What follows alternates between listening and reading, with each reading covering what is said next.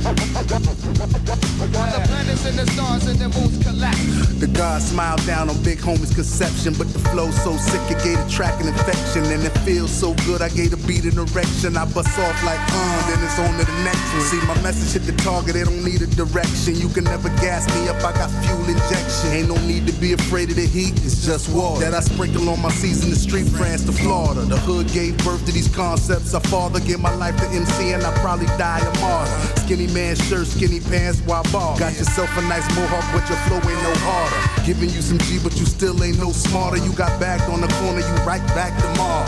Alchemical lyrics, I master the craft. My pot stay on bubble, I'm on another level. My math ain't that good, but I can count ones. The science these days is getting dough with no guns. I'm looking at Enron, how the real crooks get it. By shuffling the decimal points and the digits. The politicians helping the banks rob the village. Now they acting like they don't know what happened, they all with it. The Antichrist coming in a pinstripe suit. And don't be surprised if he looks just like you. Stop wishing for a good politician, they all wicked. Presidents appear to be giants, they all midgets. It's some Wizard of Oz shit. I'm pulling back the curtain to see who getting jerked and who doing the jerking. Where I'm from, you can't be, cause you can't touch what you can't see. See me mentally, spiritually, the God degree, Mercury, Mercury, Mercury, Mercury, Mercury. I'm caught up in the circle of life. I don't know whether it's wrong or right. Jimmy getting way fitting. Jimmy just trying to survive, I'm just living. But I see these rich dudes doing more robbing than giving. Being talented ain't never meant that I'ma get rich. But I'm blessed cause most of y'all ain't never had the gift. Probably wouldn't recognize it if you ever got to hear a master of the art. Cause you standing in the dark, turn on the lights, turn off the 106 and Park. I'd like to take my mic and stab them in the heart. Televised vampires of consciousness. Ambitious young rappers here and they can't resist. That's why where I'm from, you can't be, cause you can't touch what you can't see. See me mentally, spiritually, the God degree, Mercury, Mercury, Mercury, Mercury, Mercury.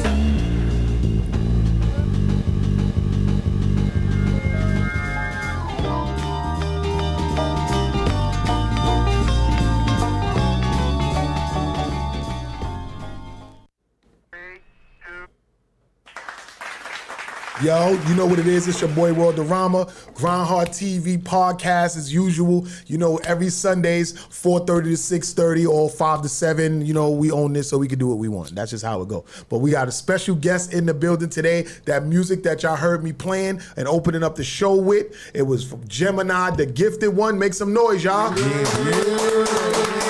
I know what it is, man. Yeah. We in the fucking building with living legends in the building and shit like that. Like, I want to first start off by saying this. Let everybody know, like, when did you come into the game and how did you get into the game? You know what I'm saying? Man, which part of the game? Now, there's the professional side, and there's just getting in the game, getting to the professional side. Well, you know, everybody always asks, yo, how long you been rapping and when you started rapping. I ain't worrying about all that. I want to know when you, like, your take on getting into the industry and getting deals, because it was different back then. Right. So I want you to talk about that, because you are a product of that golden era where rappers got signed deals, niggas got checks, and a lot of people was trying to snake each other and a whole bunch of shit. You know what I'm saying? So I want you to go into that. So lead it off with that. Yeah, so when I got my first deal, it was 95 when I got the first deal. It was, I've told the story once or twice before. It was a complete accident. I was living in Gowanus Projects. Big up Gowanus Projects. All right, my man Bubbas, I see you. My man Ski, Basic, I see y'all. You saw my Ski Beats? Nah. Okay. Nah. So I'm walking through the projects one rainy night, and I run into my man Ra. Ra's a young rapper that I had met that summer. So we started having ciphers in the fucking lobby and all that kind of shit. Me and a lot of dudes from the projects. Right. Me being unaware that they feeling me out. Me being unaware that they feeling me out at the time. You know what I mean? But I'm putting in work because I was a veteran at that time. They were new. I was a veteran. You was already rapping. They was dope. So one night, my man Ra had a recording session downtown Brooklyn set up by DJ Goldfinger, if y'all know who that is. Salute DJ Goldfinger. Shout out Goldfinger. Everybody out here should know I got my first deal on the strength of Goldfinger. I don't say it enough. I got to start saying it more because a lot of people don't know that. Right. That's how I got my first deal. So I'm walking through the projects. I run into Ra. He can't get nobody to go to the studio that night. He said, yo, you want to go to the recording session with me? I'm like, all right, fuck it, I ain't doing nothing. We go get a bottle. We go downtown to the studio, and Goldfinger's there. He had a group called Full Metal Jacket.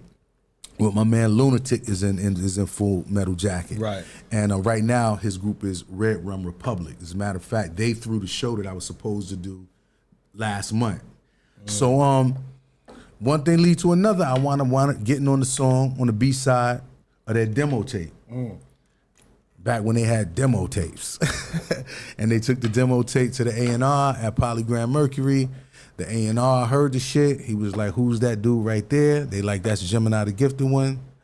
I don't even know if I was a gifted one at that time, but he's like, yo, can you bring him up here? I know who that is. He shopped the deal here last year. Oh, so they did remember you. Yeah, I didn't get the deal because of a dude that I was in the group with. They didn't like him. Oh, so they didn't sign us. Look at so that they shit. didn't like him. That happened a few times with that dude, but they didn't like him.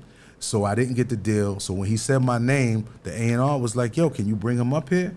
Brought me up there over sessions and sessions and sessions of freestyle sessions. Me, Pharoah Monch, Prince Poe, Lord Tariq, Lunatic. It's a bunch of us up there. Every Friday after work is a bunch of us up there.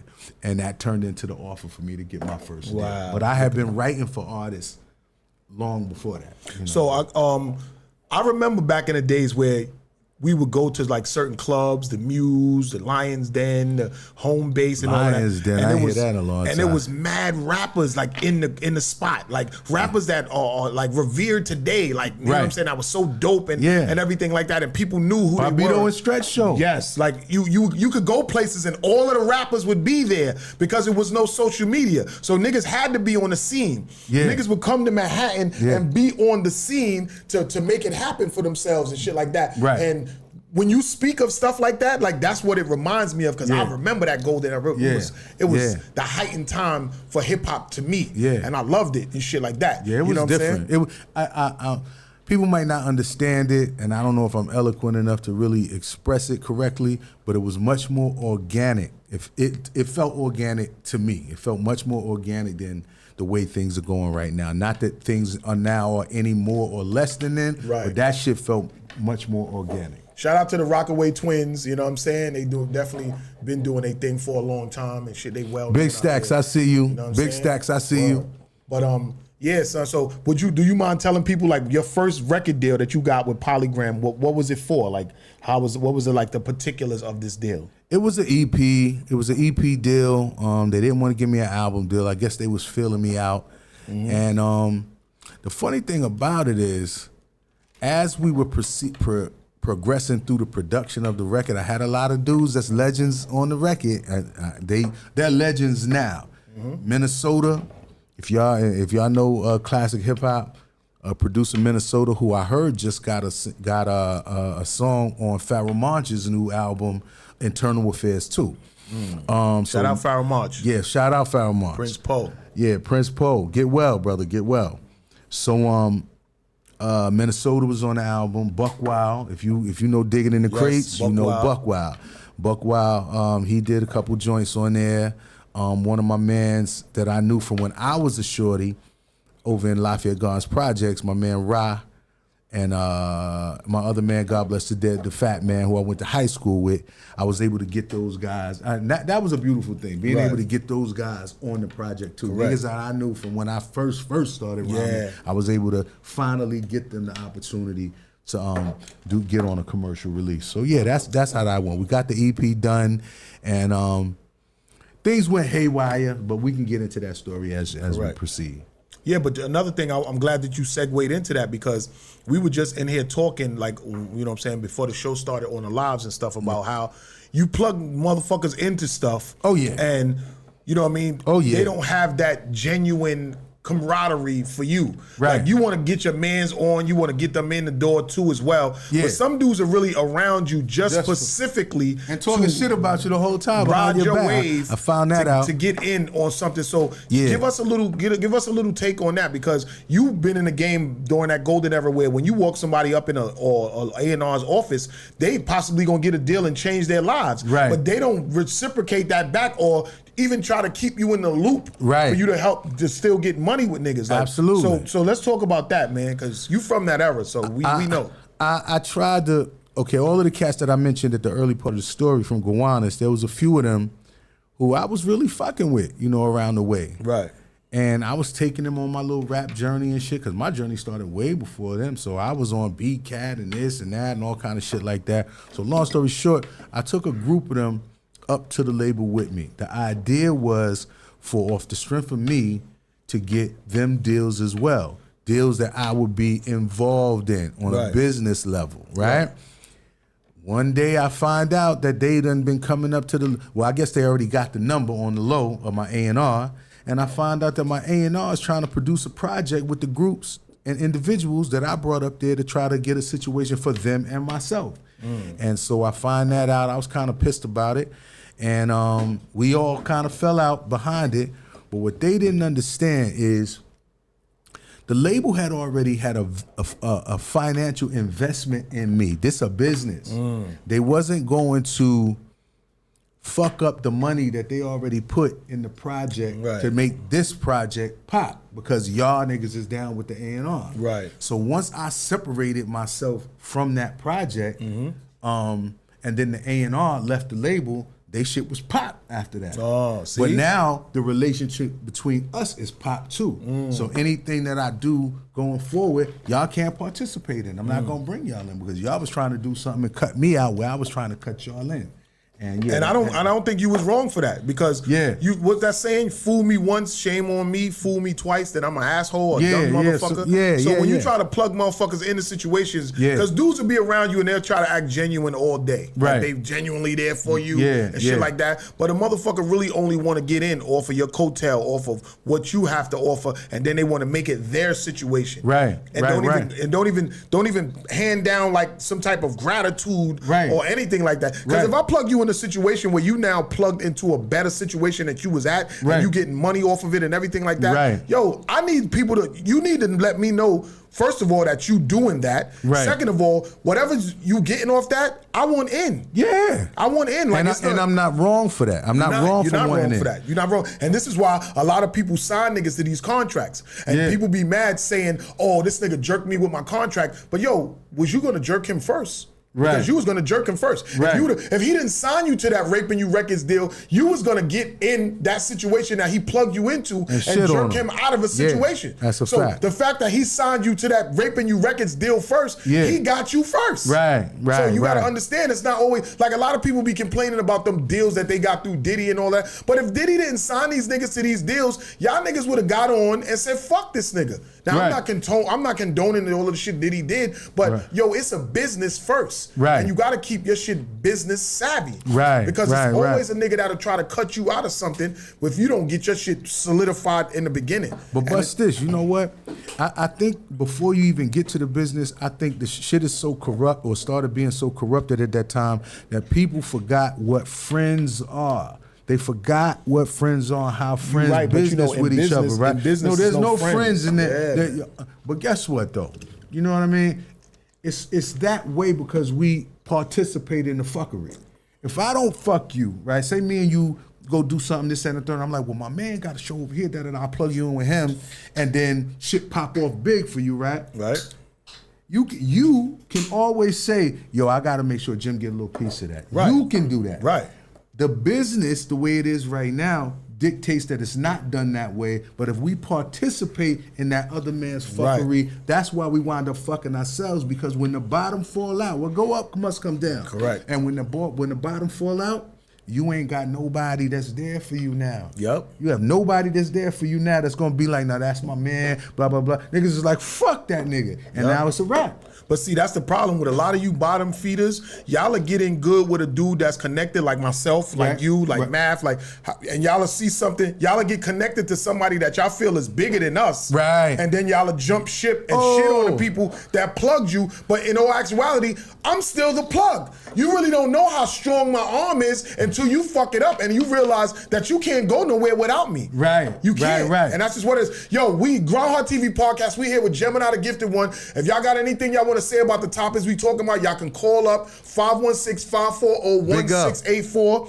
516-540-1684. We will bring you in Tim, right now I on see the you. live. I see and y'all you. can talk about everything that we talking about because we're veterans in the game and we've been doing this shit for a long time and we've been through a lot of trials and tribulations. Absolutely. Of working with people that we thought was our friends, people we thought was loyal ones, genuine people Absolutely. that we wanted to help genuinely, and motherfuckers really only wanted us to plug them in so they can go and shit on us to get themselves in a better position, and it turns out not even working out for them. Yo, word, you know what I learned? This shit crazy right here. I learned that dudes wanna be you. Yeah. They don't just want the opportunities that you can present them so that they can rise of their own volition or whatever the case may be. They want your spot. Like, I'm here and he's gone because I think I'm better than him. They want to be you. And I've experienced that shit from different hoods over multiple years where I'm around people and it becomes evident, oh, you think you better than me for whatever reason, that's fine. Right. But you think you should have the spot and the opportunities that I've worked for. Exactly. Nobody gave me this shit. Right. You was in the crib. You was on the block. Yep. Well, I was on the block too, but guess what? When I wasn't on the block, I was trying to get this right here. Right. You Yeah, wasn't. You was Yep. waiting for somebody to bring it to you because everybody was telling you how dope you was. Yep. You believed the hype. You was waiting for somebody to come bring you this magnificent deal. And guess what? I done seen the best of them come and go. Yep. I done seen some of the best dudes that I ever heard never make a record in their life. In their life. See? Because they didn't put themselves in the proper position because they thought they were so dope somebody was gonna bring it to them. I went and got it. Yep. You know But what I mean? that's always how it go. It's the go-getters, the niggas that grind hard, and it's the slackers and the moochers. That's the word I always use. The niggas Yeah. be mooching like crazy. Yeah. A nigga will mooch off you like crazy. You know, a nigga that'll come out with you all the time, never have no money, or he probably do got money or act like he don't got money. Right. Y'all go to the liquor store, the nigga ain't got no money for the bottle. Right, but right. the nigga wanna walk in the spot with the bottle like he bought it. Yeah, yeah, The nigga yeah, wanna yeah, talk yeah, about yeah, what you yeah. should buy with the bottle, or what kind of bottle you should buy. Right. Nigga wanna drink the most of the bottle. Yeah, Like, come on, yeah, man. Like, yeah. y'all mooching ass niggas, like, stop it, B. Like, I be calling niggas out. So I be seeming like the bad guy because I'm calling niggas out on shit. Yeah. Like, I'm not afraid or intimidated or worrying about a nigga stopping nothing for me because Right. everything that I work for and I build is mine. Right. I cover everything, I finance it or finances itself. Right. So I'm not afraid to tell a fraud ass, mooching ass, bitch ass nigga about himself while other people won't say nothing. They'll Right. know that nigga's doing some fraud Now I'm a shit. nigga that's gonna say something. Yeah, I'm and, saying and, something. And I'm also the dude that I'm gonna say something, but I'm gonna say it to you directly. Correct. So and I'm gonna remind you as the Right. years go by. You remember I told you this? Yep. Remember I told you thought I was weird because I was telling you, yo, we need to be over here. Yep. You see what he's with? I'm talking about back in the days. Yeah. When niggas got long baggy fucking jean shorts on and Timberland boots. Exactly. And I'm like, yo, we need to go over here where these white people at. Right. And niggas thinking I'm on some weird shit. I'm like, the business is over there. Exactly. We can come back over here and do this fuckery that we do every day, but the business is over there. You gotta And so I'm remember, going a over lot of there. niggas wasn't business savvy back then. When we was back in the days drinking 40s of OE and Thaney, 64 ounces. all that shit. Like niggas 64s. wasn't privy to going up to Manhattan to these labels. I was. I was too. Yeah. And I understood that. Yeah. But I noticed that when I brought niggas in and they started seeing a little bit of the shine and the Right. fame, or just sitting in offices with these rich people and looking at people's big plaques, platinum plaques on the wall, niggas would start saying, well, fuck this nigga world. Even though they know they couldn't get away with that with me, Right. they'll do some backdoor under the table Right, shit. right, You know right. what I'm saying? And it wound up, some niggas it worked out for, Right. but everything in the dark comes to light. Yeah. And whatever you got on an ill conscience, it's gonna fucking fuck up. It ain't Yeah. gonna always be good for you. Yeah, You know what I'm that's a saying? fact. And that's a lot of niggas that, like a lot of niggas that signed to Diddy, and I don't want to keep going back on this Diddy shit, Right. but a lot of niggas that signed to Diddy, somebody plugged them with Diddy. Right. And when they got with the nigga, they thought, oh, they fuck, shitted on that they dude. shitted on that nigga. Yeah. But then look what you had to do to stay with Diddy. Yeah. You had to compromise your manhood and your integrity to Yeah. be with this guy Right. when you could have been a stand-up motherfucker. And that didn't last. And it didn't last. And that didn't You know what I'm last. saying? And You know that's what the I mean? problem and shit. And that's why I'm happy to have you in the building, because you're from that era. Yeah. You know what I'm saying? Like, I and am. I know you know about a lot of stuff, and you could understand and relate to the shit that I've been going through and been talking about a Yeah, lot. Because okay. nowadays, being the fact that the internet is so prevalent right now, A lot of niggas that do fuck shit and then they'll post shit like they so holier than thou. I get in niggas' comments and I'll be blowing them up right in their comments for everybody to see it. I'm not no hiding type of guy. Right. I'm gonna blow you up on your comment. If you talking like you such elite on your shit and I know you a fuck nigga, I'm getting in your comments and I'm gonna say it. It's gonna go crazy. Your shit gonna go viral for me saying something in your comments because you talking shit about people, but everybody knows who you are and what you are, but nobody's scared to say nothing because they looking at this nigga as a gatekeeper. When he ain't really no gatekeeper, he just a burger ass nigga. You know what I'm saying? And that's just what it is. So I look like the bad guy because I'm always saying how I feel about burger ass motherfuckers. Right. You fucking hamburgerless niggas, stop it. You know what I'm saying? Yeah, we got Jemini, the gifted one in the building, Grindhardtvpodcast. If y'all want to say something about all of the shit we talking about, call up 516-540-1684. We in S.STREET Media Studios. You already know what it is. You know what I'm saying?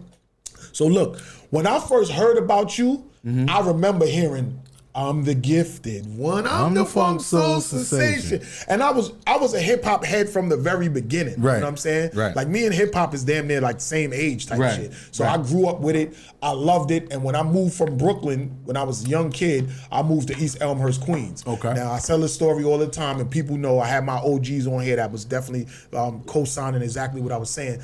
I was around Cool G Rap. Motherfucking Eric B. He used to always bring Rakim around the way.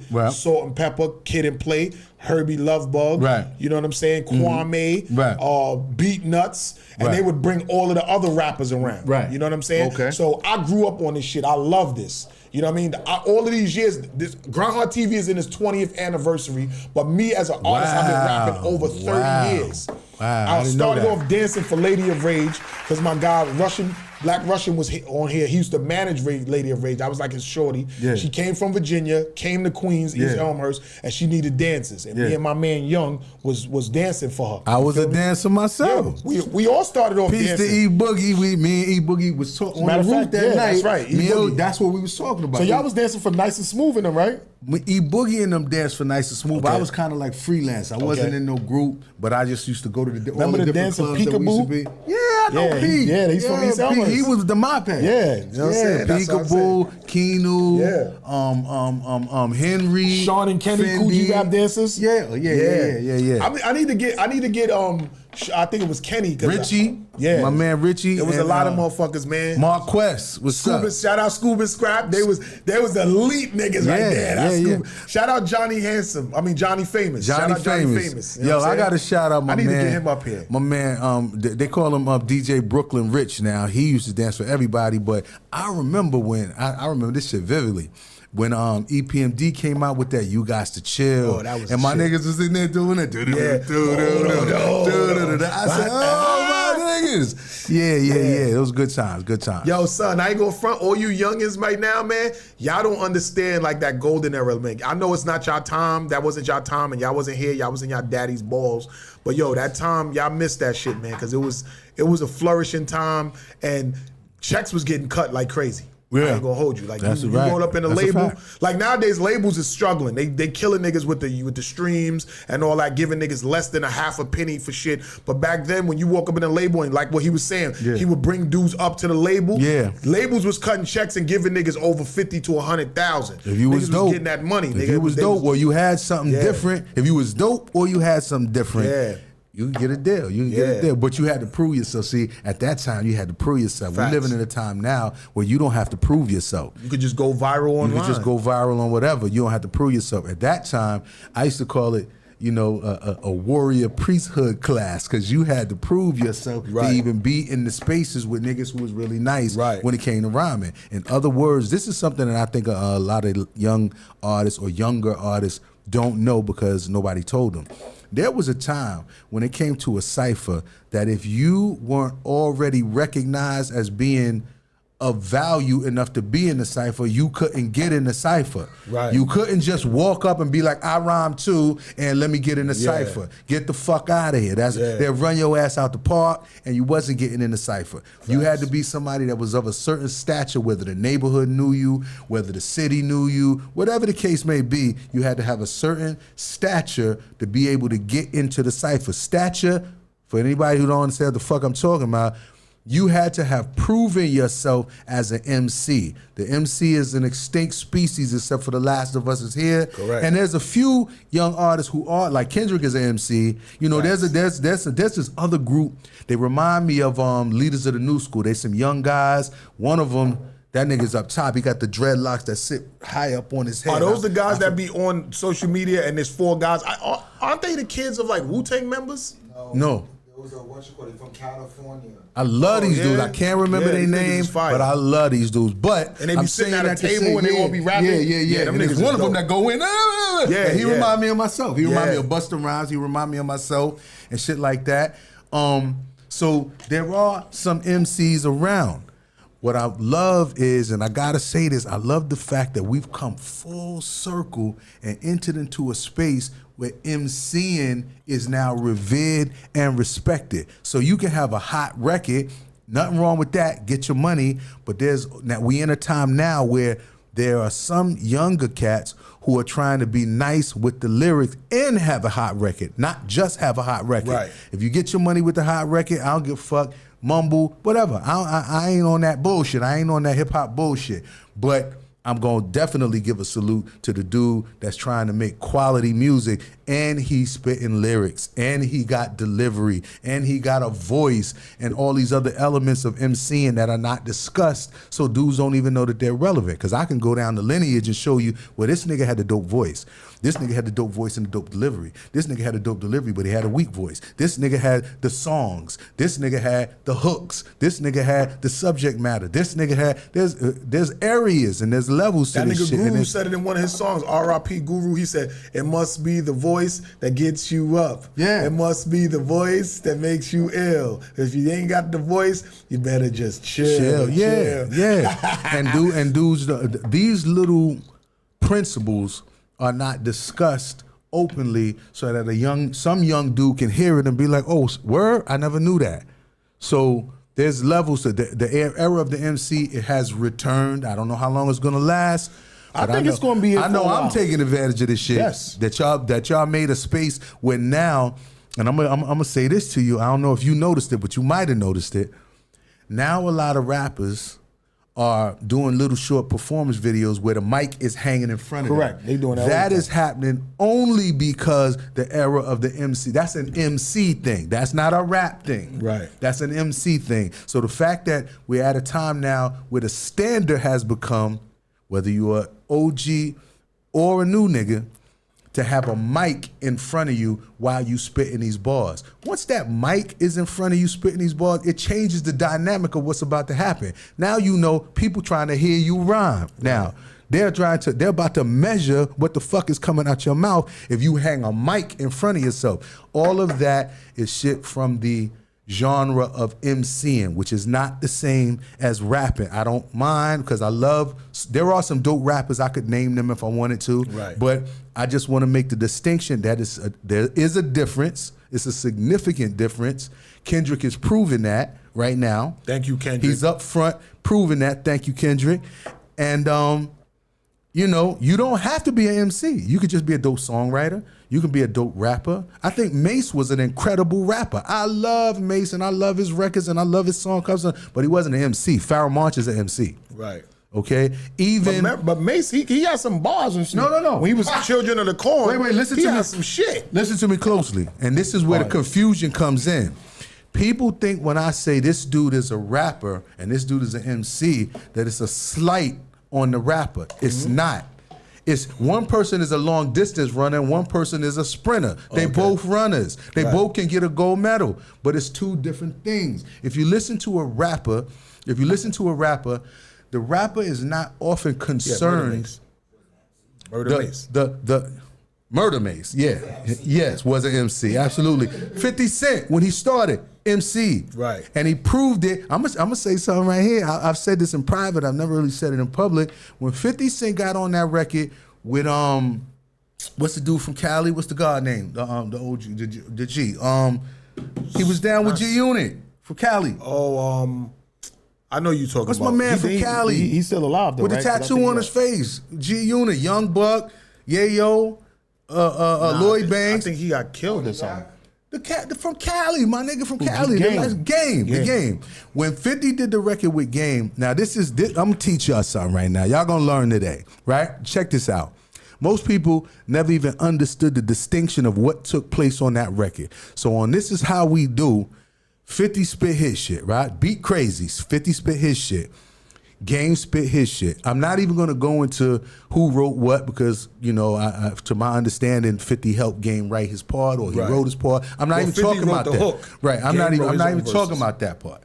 Whether 50 wrote any of Game's shit on there or if he wrote all of Game's shit on there, that's not what I'm talking about. What I want y'all to do is go back and listen to that record. At the end of that record, on that last verse, the last part of the last verse, 50 switched up the flow completely. He was setting it. I don't know if everybody caught it. He was making sure that everybody knew you can't rhyme like me. If you listen to that record and you listen to the verses, listen to the last portion of 50's last verse. He switched up the entire flow. The first time I heard it, I said, "Oh, he not playing." I said, "He want somebody to know you're not like us." Right. They not like us. Because they 50, not like us. 50 comes from an MC cloth. There's a lot of dudes that come from whether they had to switch up, like Jay-Z said, so they could get the bag. You know, they found a lane where they could get the bag, stylistically, delivery-wise. But Jay-Z even said in his other rhyme, he wished that he could rhyme like Talib Kweli. He rhymed like, he said, since I got the money, I ain't rhyme like Common Sense, or I wish I could rhyme like Common Sense. Right. But some, and I ain't rhyme like Common Sense. These are dudes who were schooled and well-versed in the art of MCing. MCing is an art. Rapping is an art as well, but it's not as technical as MCing. An MC, and I'm not saying you gotta be MC. Please don't start writing in, fuck the MC shit, that's old shit. I want you to understand. Y'all can call up and say how y'all feel right now, 516-540-1684. Yeah, please do. Call up. You're gonna learn today. What? Because what I'm trying to tell you is this. As dope as you are as a rapper, which there's high level rapping, an MC is more technically proficient than a rapper because the MC is always testing the waters of how to say what it is he's trying to say. Not just the concept, not just the context, but the technical delivery of the concept and the context. That is two different things. So if I'm a dope MC and everybody love my shit is fire, I'm like ba-da-da-da-da, and da-da-da-da-da, and ba-da-da-da-da-da-da-da-da-da. Niggas like, oh, this nigga's fire. And then the next nigga come and be like, ba-da-ba-da-ba-ba-ba-da-ba-ba-ba-ba-ba-ba, and say the same thing as you, ain't got a voice, ain't got the technique.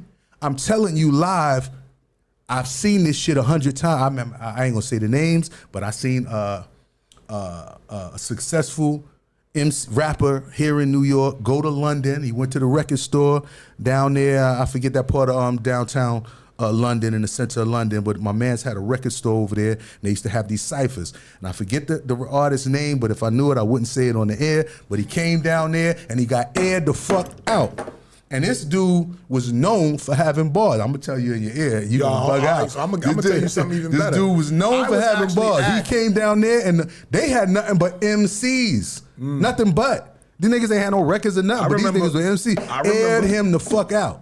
I remember being at the new music seminar when they had it at the Sheraton Hotel on 57th and shit. And I remember back in the days, me and Prodigy was real tight. You know what I'm saying? You see, I did the Queens Get the Money record promoting my guy Prodigy. And I remember back then Supernatural was like the number one. That's my dude. He was the number one freestyler nigga that was the everybody thought was the best. I even booked him when I worked for Mad Soul Clothing. We had him come down to Vegas one time and do some shit. I know now before we got him. When we was at New Music Seminar, and the first time Prodigy and Havoc performed Shook Ones, Nat Fisher was there. Right. And you know who got on the stage to battle him? Craig G. And that first battle, Supernatural ain't had nothing for Craig G that day, but boy. Craig G is the punchline king, so he gonna air you out with the punchline. I'm telling you, Craig G bodied him on that shit. That kind of like showed that, you and a freestyle king. He's a freestyle king as well. You can be revered as some nigga that can freestyle and go crazy. Right. But when Craig G got on that stage, I wish I was Grindhardtv back then, because I would have so much shit. Like, I would have so much content of shit of niggas that was like, this is iconic shit. Like all of these little stories that we have in our brain that we can talk about. Yeah. I swear I wish I had my cameras rolling back then. Right. Because I've been in the game over 30 years, but at the same time, Grindhard TV is only 20 years old. Right. You know what I'm saying? But it's so much content with before these 20 years of me doing Grindhard that I was around and I was there for, and I could have had that content for, and I wish I fucking filmed shit. You know what I'm saying? Yeah. Word up. But look, I want to play something real quick, and then I want us to discuss this, and after that, we're going to go into some music, your music actually. Okay. But I want to play this, and I want to get everybody's opinion on it. Don't forget, y'all can call up 516-540-1684. Call us up. Listen to this right here, y'all. Not be competing with Ice Spice. Why is Nas on the same chart as 310 Baby? 310 Baby graduated high school yesterday. It was on the internet. Left, right, baby, let's do it. Yeah. How the fuck is he on the same chart that if Too Short dropped tomorrow, Too Short has to compete with a kid who just finished chemistry homework? There need to be an adult hip hop. That's a part of the Flex problem. You wanna know why Flex was going at me? It's because he was scared of his spot. Mm-hmm. He's scared of his spot because he's like, there's a nigga running so fast, he's gonna take my spot. But the problem is that Flex goes, there's one spot.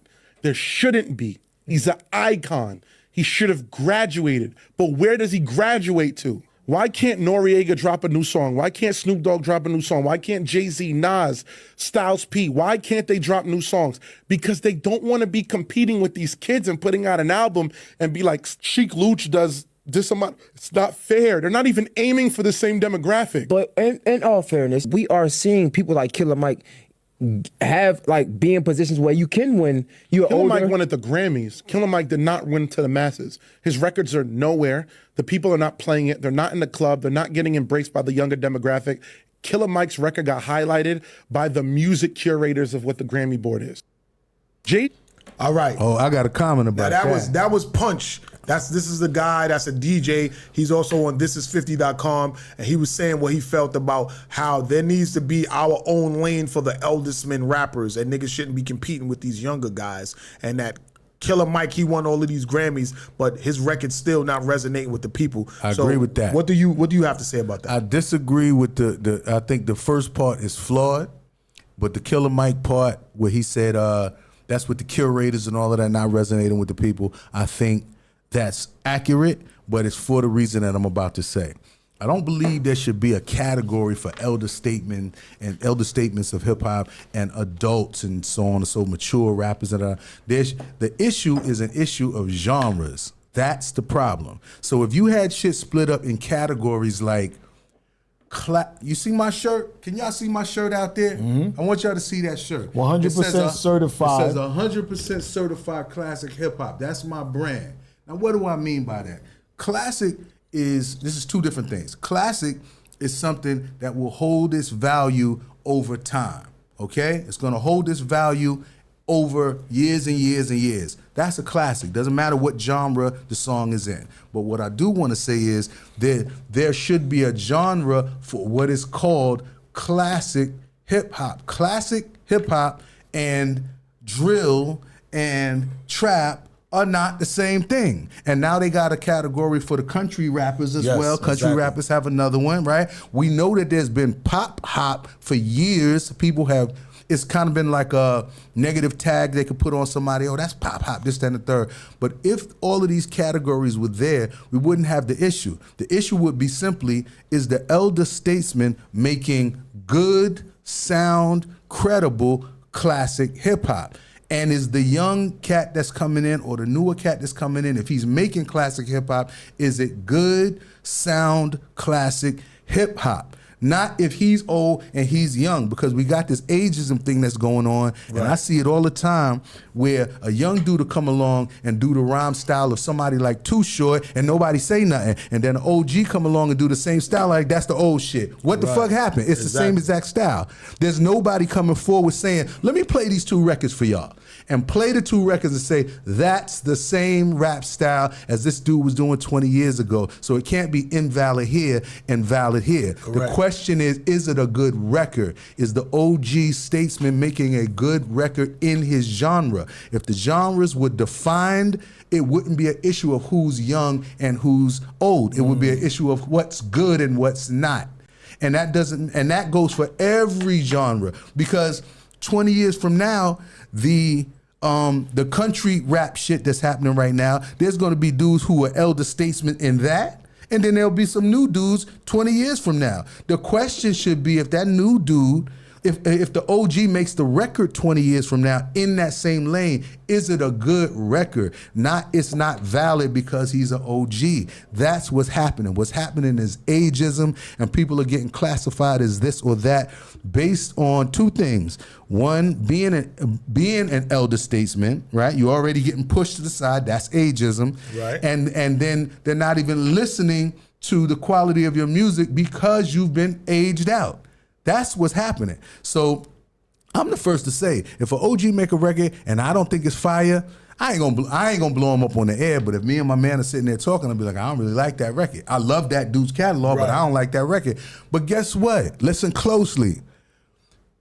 If a young boy make a record in the same category and I don't like it, I don't like it. It don't matter if he's young. It's not dope because he's young. That's where we at right now. They acting like it's dope because he's new. And so nobody's calling it for what it is. You dig what I'm saying? And then also, a new cat can make a record with the wackest rhymes in the world, wackest rhyme style and wackest rhymes in the world.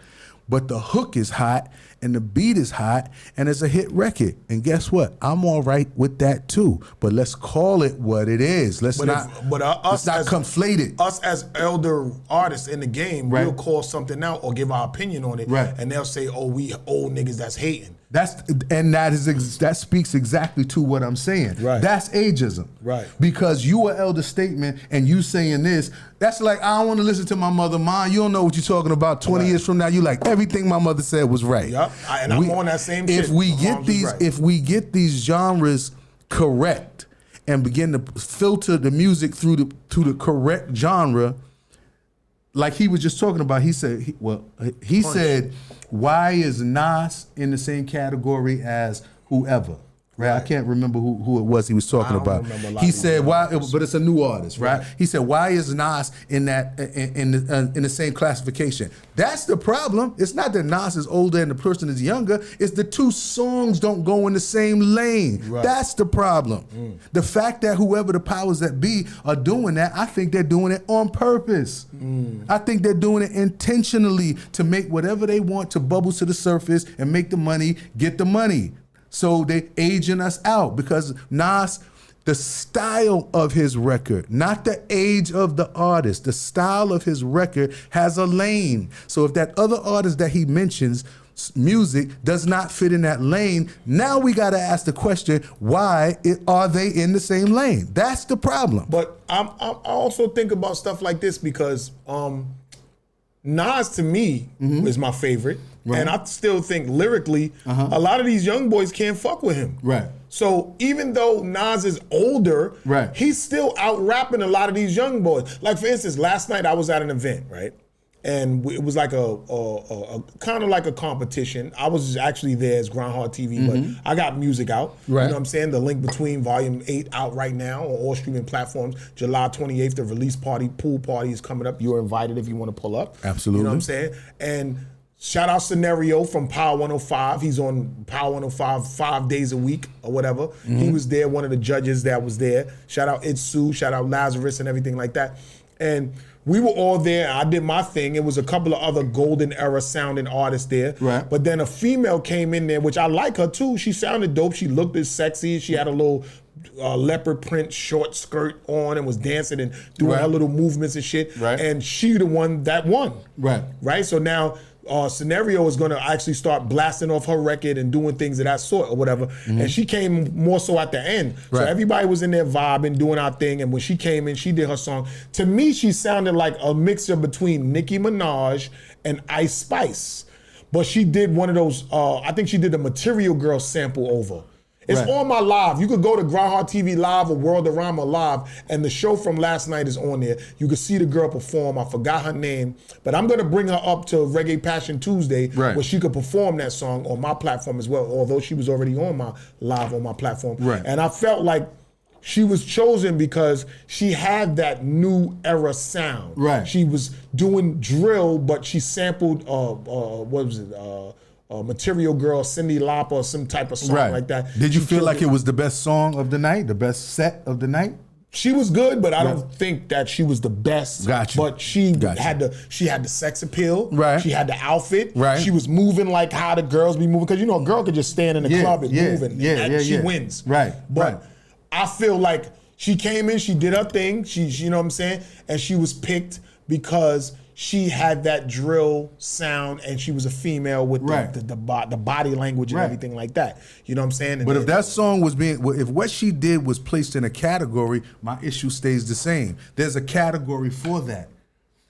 The other cats that you're talking about, including yourself, there's a category for that too. Right. The two should not be in the same category because it's not being honest. It's not about being fair. It's just not being honest. It's like taking one style of some type of rock music or whatever case may be, heavy metal, electric rock music, and then you're gonna take somebody who make what they call a light FM type rock and pop music, and then put them in the same category and say who won. That don't make no sense. But that even shows you, because when you in a video, when you at an award show, there's categories, right? And every category is different. And this should and what we're talking about, the disrespect that's happening is that our stuff is not getting the respect it deserves to be categorized. When I'm correctly, when I say our stuff, I'm talking about hip hop as a whole, hip hop music as a whole, drill, trap, classic hip hop, country hip hop, just like they got country rock. They got rock music, they got country rock, they got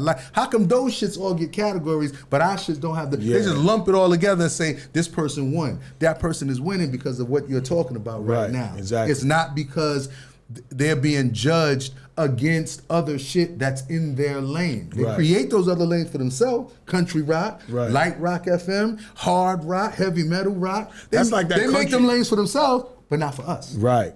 That's like that country artist that just got on. He's like 40 years old, and he was in one of the award shows. He was like, it's ironic how my 40-year-old self could sit right here and win all of these awards and stuff like that. Like, he never thought that he would be able to make it and do what he's doing at this age that he's at. But there's really no age limit on creating content and blowing up.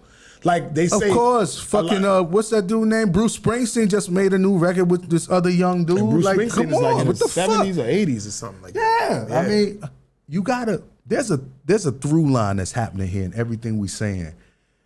There's a certain standard for them, and there's a certain standard that they've cast on us.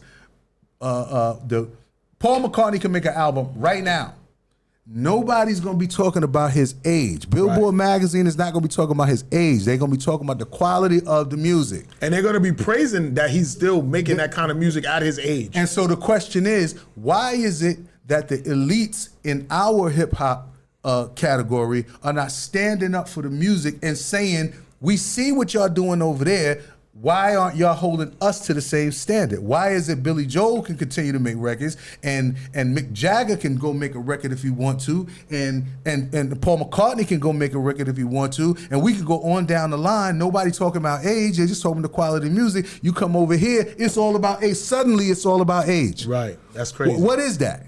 Y'all got to be able to see what's going on. Y'all, they playing with y'all. They playing with us. I think we can't participate in it though. I think the industry and the labels, they want to just keep hip hop young, marginalized, because they know that they could get over. I think somebody called up and I missed the call. Let me see. Let's have these guys, because somebody did call up earlier. Y'all could call up. Call up. Let's see if somebody was saying something. I missed the call, so I want to get him back. Hello.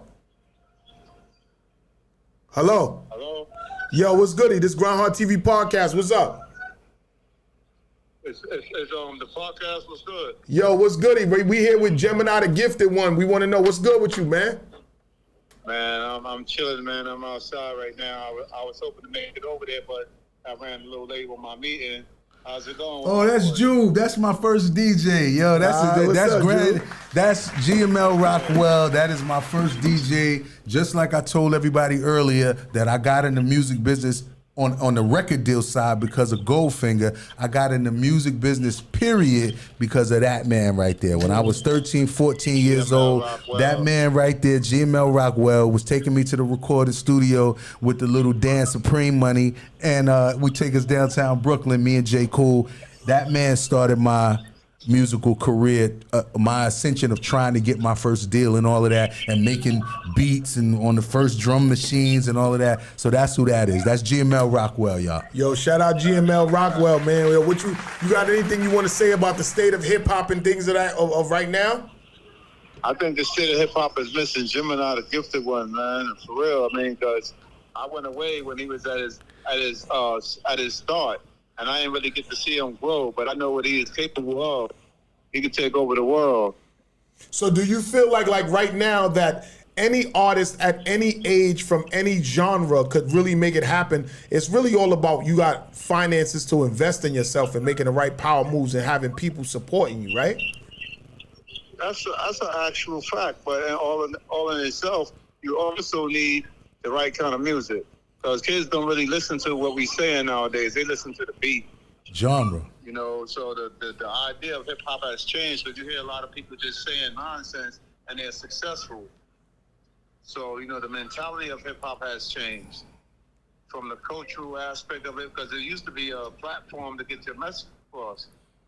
And even though right now everybody has the freedom of speech to say what they want, but they're not saying what they're supposed to say. You feel me? Right. So how long have you been DJing? Well, I started out as a DJ, man. Then I just stopped, you know. I just love music, you know. Since they was young. I think Jemini was 13, 14. They used to go to Princeton High School. Yeah. And they met up one day, and we just went from there and became the Soul Patrol. And I used to go get them to battle anybody. We used to battle a lot. Somebody say they could rap, you had to prove it. Oh, word, I remember when he battled Biggie. You understand? And this is before Biggie became Biggie. And I'm talking about, he did things that I was like, you got to be kidding me. Y'all heard that? Gemini the Gifted One battled Biggie back in the days. He's a peer, by the way, of Mr. C. This is Mr. C's peer. They started DJing together. Lafayette. This is a Lafayette Gardens, Brooklyn veteran right here. Him and Mr. C and a lot of those cats, they started DJing together at the same time. Shem Sean, but they don't know Shem, Jude. They don't know Shem. R.I.P. Mr. C. Right, some peace, Mr. C. Shout out Mac Wild, Mac World. You know what I mean? Yo, thank you for calling up, my guy. You got anything else you want to drop? Any jewels you want to drop about Gemini or the hip-hop culture? Man, I tell you, Gemini, Big City is a gift, man. The Gifted One was definitely the right name for him, man. I mean, if anybody ever get to experience what he do, man, you'll definitely be blessed, man. He's definitely an epitome for hip-hop, man. Yo, tell them about your 501(c)(3) real quick. Oh, okay. I got Are You Ready community outreach. You know, we do everything in the community. Safe Summer. You know, we do music program. Actually, Gemini and I collaborated on some music together. Oh yeah, we gonna play it today. We gonna play it today. Yeah. Okay, that's what's up. That's what's up. Yeah. I appreciate that. All right, fam. Just did Haters Animosity. I got the book out also. Oh yeah, you got a book out. You know, Piece to Pieces. No More Mr. Nice Guy. You know, if y'all can see it, yeah, it's on Amazon. It's an ebook. And there's more work, you know, that's going to be done. Hopefully, me and Jim Knock collaborate on this Brooklyn anthem we get ready to do. And we're going to go from there. Thank you for calling up, man. We appreciate you, my guy. Definitely. I appreciate y'all, man. Word. Yo, if you in front of a screen somewhere, you can stream this. You can watch this. Are you in front of a screen or your phone or like somewhere where you? My phone. That's about it. Just my tell phone. them where you can go to watch this. Yo, you can watch it right now on Grindhardtvpodcast, Instagram, or you can go to S.STREET Media YouTube and watch it live right now as well. All right, got you. Grindhard TV Podcast. Grindhard TV, got it. Yeah. Right, Yeah. So we here, man. Peace, y'all. Thank you for calling up, bro. Of course. Why wouldn't I? All right. Peace. Later. Peace. So look, y'all already know what it is, man. We got DJs calling up and shit like that, dropping jewels and letting everybody know what it is. Y'all can call up too, 516-540-1684. We got Jemini, the gifted one, in here on Grindhard TV Podcast, on S.STREET Media, also Rough Riders, grindhardtv.com and shit like that. What we're going to do is we're going to take a break and go into some of the new music that Jemini got that y'all never heard of. And then we're going to come back with more. It's a lot more we got to talk about with Jemini. My man Eli just hit me on my live. Yo, Eli, I'm going to play our joint. Let business know. My man Business, Eli, featured me on a joint. And we're going to play that today, bro. We're going to play that today. Shout out to Mac World that's on the live. Shout out to YMVS DJ FMI. Shout out to my wife, Rella Love. Shout out to 1400 Ripper. Shout out to Paulie Walnuts from Gorilla Grooves Radio. Shout out Nice Flicks. You know what I mean? Shout out everybody that's tuning in. Shout out to Big 55X. Y'all know what it is. We're going to go into a music break and we're going to come back with more. It's your boy, Roy Durama, Grindhard TV. Play this one.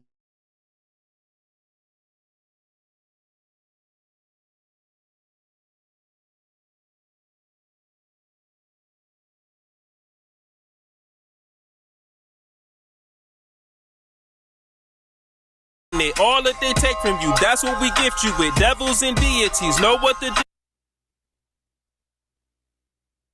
I don't give a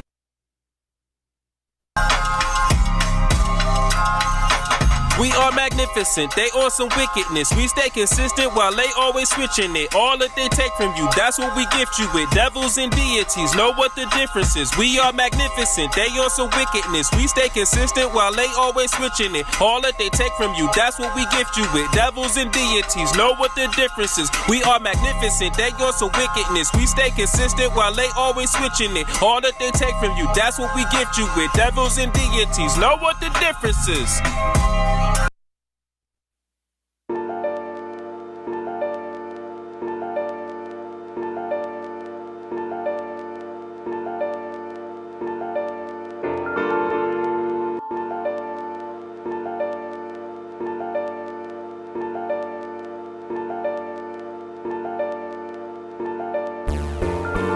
Welcome to the world of pressure. Medina, him and I, Jemini, Biz got the cleaner. Spit high pie coops on this side. I provide live vibes in the booth, never inside. For outside, ride the coops, never lizard. My little eye spot the booth. Make them feel the world of pressure. Inhaling the ziz, I tell the world no pressure. I'm saying, I eat up everything up on the menu and send you. Continue to the kitchen to continue chefing.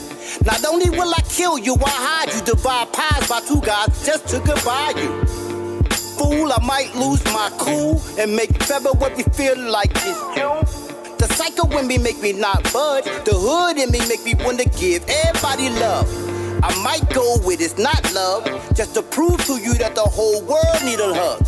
The psycho in me make me not budge. The hood in me make me wanna give everybody love. Feel I belong raw, dark denim Dior, my decor, my couture, hold up posters over floor. Instead of picking at my flaws, need to leave that with the law. Lord knows if I gave a fuck, nigga, you be gone. That's what I'm on. On my best stop, Brooklyn bullshit from the garden, but I'm gutter like my fail from Fulton. Fail to understand that I've been on crook shit. Some of my good times are pulling tools to book me. My fair share of rainy days, many years behind the case, lot of pain. Lot of rage, grade show my sign of age. Still a grind remain the same by any means. Get the cream, say la vie the enemies. Black and do it faithfully. Guarantee my PNC. Quickly leave you DOA. Resume, display, hence the demon DNA. A&D, we TTT. Since little we been LIT. Long before C&B. Lot of legends rep the peace. Welcome to the world of pressure. Medina, him and I, Jemini, Biz got the cleaner. Spit high pie coops on this side. I provide live vibes in the booth, never inside. For outside, ride the coops, never lizard. My little eye spot the booth, make them feel the world of pressure. Inhaling this is, I tell the world no pressure. Old school, new school, clear your mind and listen. First question is, do you even deserve the admission? Second question is, can you even fulfill the position? Third question is, can you even afford the tuition? Talk come cheap, but the lesson is expensive. Game is to be sold, never told, never rented, never leased out, never Never had the least doubt that I could take the light and bend it with bad intentions intended. When I speak, it's like time is suspended. Never burn bridges with my niggas, broke fences all mended.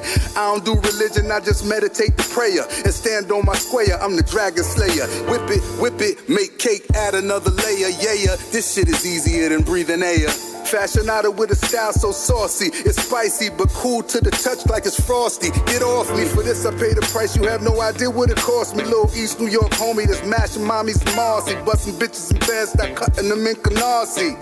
I was young, fresh, flying, flossy. Got no time to tell a story, got some shit to get to. I just pulled it for a few to bless my dues. Cause I inspired a verse that get you higher than perks and ride off, glide off. People love to scrutinize, that's alright, I slide off and let them analyze the work, yeah. I let them analyze the work.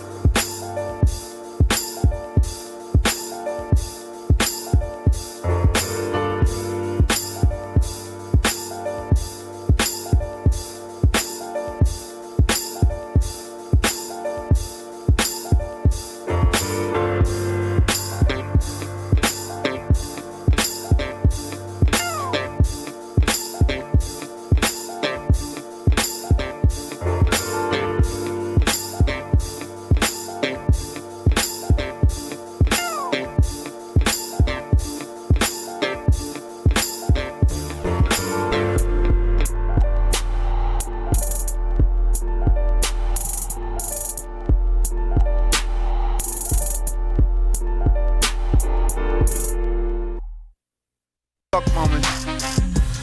I still don't give a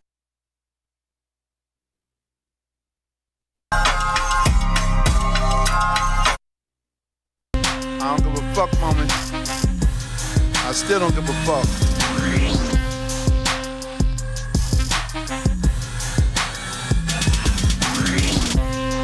Sounds are still unlimited. Testing.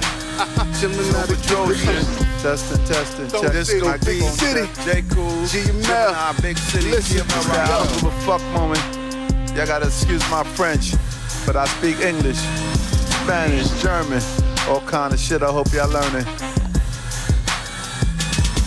I left Brooklyn in 97 on a 22 clip. Out of this world, my son brought me back in a spaceship. Brooklyn, they said I took it too far. Clifton and Nostra, nutcrackers out of the back of a double R.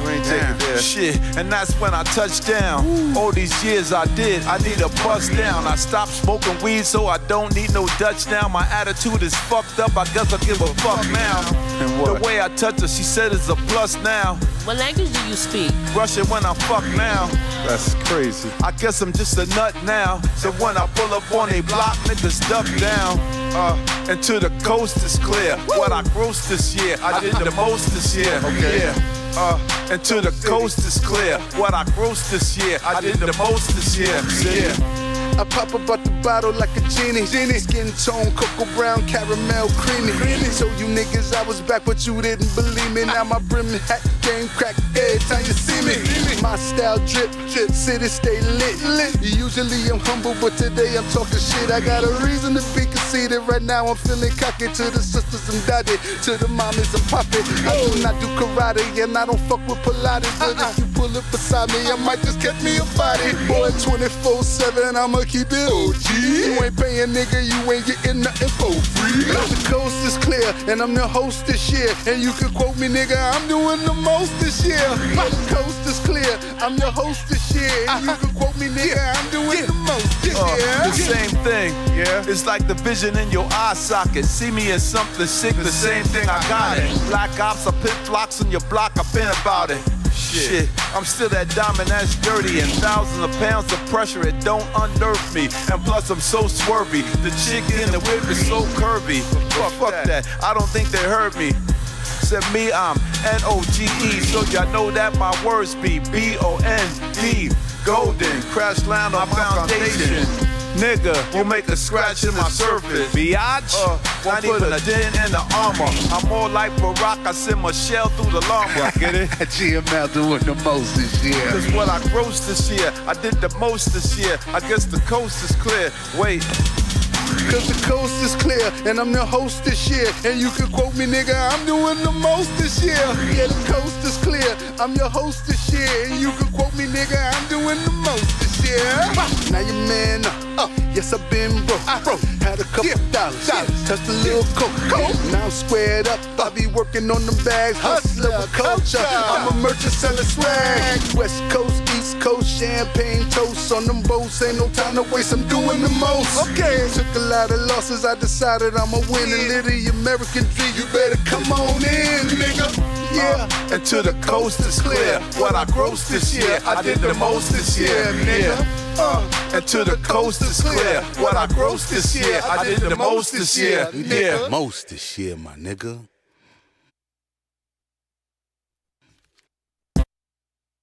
I don't give a fuck, mama.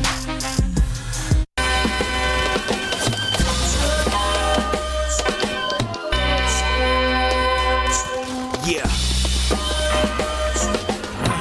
It's war. It's war. Yo. It's a daily operation. Niggas saying fuck the world while that girl is ovulating, huh? Keep the hitters on location, speaking vivid allegations till you visited by agents, yeah. Feel the tension in the air, just envision the collision, not to mention when the evil genie appears. Grants wishes and he plants kisses on the foreheads of the dead like St. Nicholas. Paint pictures, saint sinners, yeah, it's all ridiculous. Paint thinner, hate shimmer, now you all religious, huh? It's a holy war, you only saw a fraction of it. At the recent summit, they recovered pieces of it. Discreetly covered under scandals, they released it on us. The heat's upon us, seasons warmer as degrees are offer. Couple notches, sea level rise and we surviving. Realizing body and soul need a realignment. Leviathan dividing men on secret assignments. Scientists and nihilists seek the secret science. Speak alliance when you see the giants stand defiant. All quiet when they riot, now they seek his guidance. Only the finest reach the highest peaks to speak with his highness to discuss the plus and minus, yeah. All that's known in the war zone is how to kill you through your hormones and endorse clones, Lord knows. The revolution won't be televised, but you can see them telling lies when they testify. No, this is where the buck stops. When you hear the gunshots, this is where sun drops. As the night falls, I recall there with the wherewithal to love and not care at all. It's his daily occupation. They got him on a suicide watch on vacation. See him waiting patient for the proper time to drop it down. See these agents in the basement swallow time to follow mine. Where you can find freedom in a bottle, or prison in the system. He retreats to Mar-a-Lago. Yeah, it's war. It's war. It's war. It's war. Yo, listen. Across the equinox, I found a third parallel. Been running circles round these niggas like I was a carousel. Death before dishonor. When I rhyme, I'm a piranha. I'm the son of the one true master I call mama. I'm a hawk when I see bird niggas flocking with the pigeons. In the booth spitting with no truth in their religion. But they fucking with a king now. I'm pulling the strings now. Orchestrating things now. You can kiss the ring now. Now, heavy is the head that wears the crown. When they see spiritual ascension, they just try to gun you down. They never see the retribution when it's coming nearer. They be gazing out the window, should be staring in the mirror. You clearly never see the you I'm looking at. I crush your hard rock in the powder, yeah, I'm cooking that. Break it down and bag it, all facts, I never drag it. When I speak, I spit that fish grease fire word magic. And I'm talking to everybody, and I mean anybody. Get on your cellular text, tell them to send somebody. I write with that red belt, empirical, lyrical, pink karate. I'm like the Holy Ghost, my verses get up in your body. Bars upon bars upon bars upon a half. You heard of the airbender, well, you looking at the last. Unicorn MC, from the future, present, in the past. The add up in the chamber, boy, I'm mastering the craft. The add up in the chamber, boy, I'm mastering the craft. Yeah.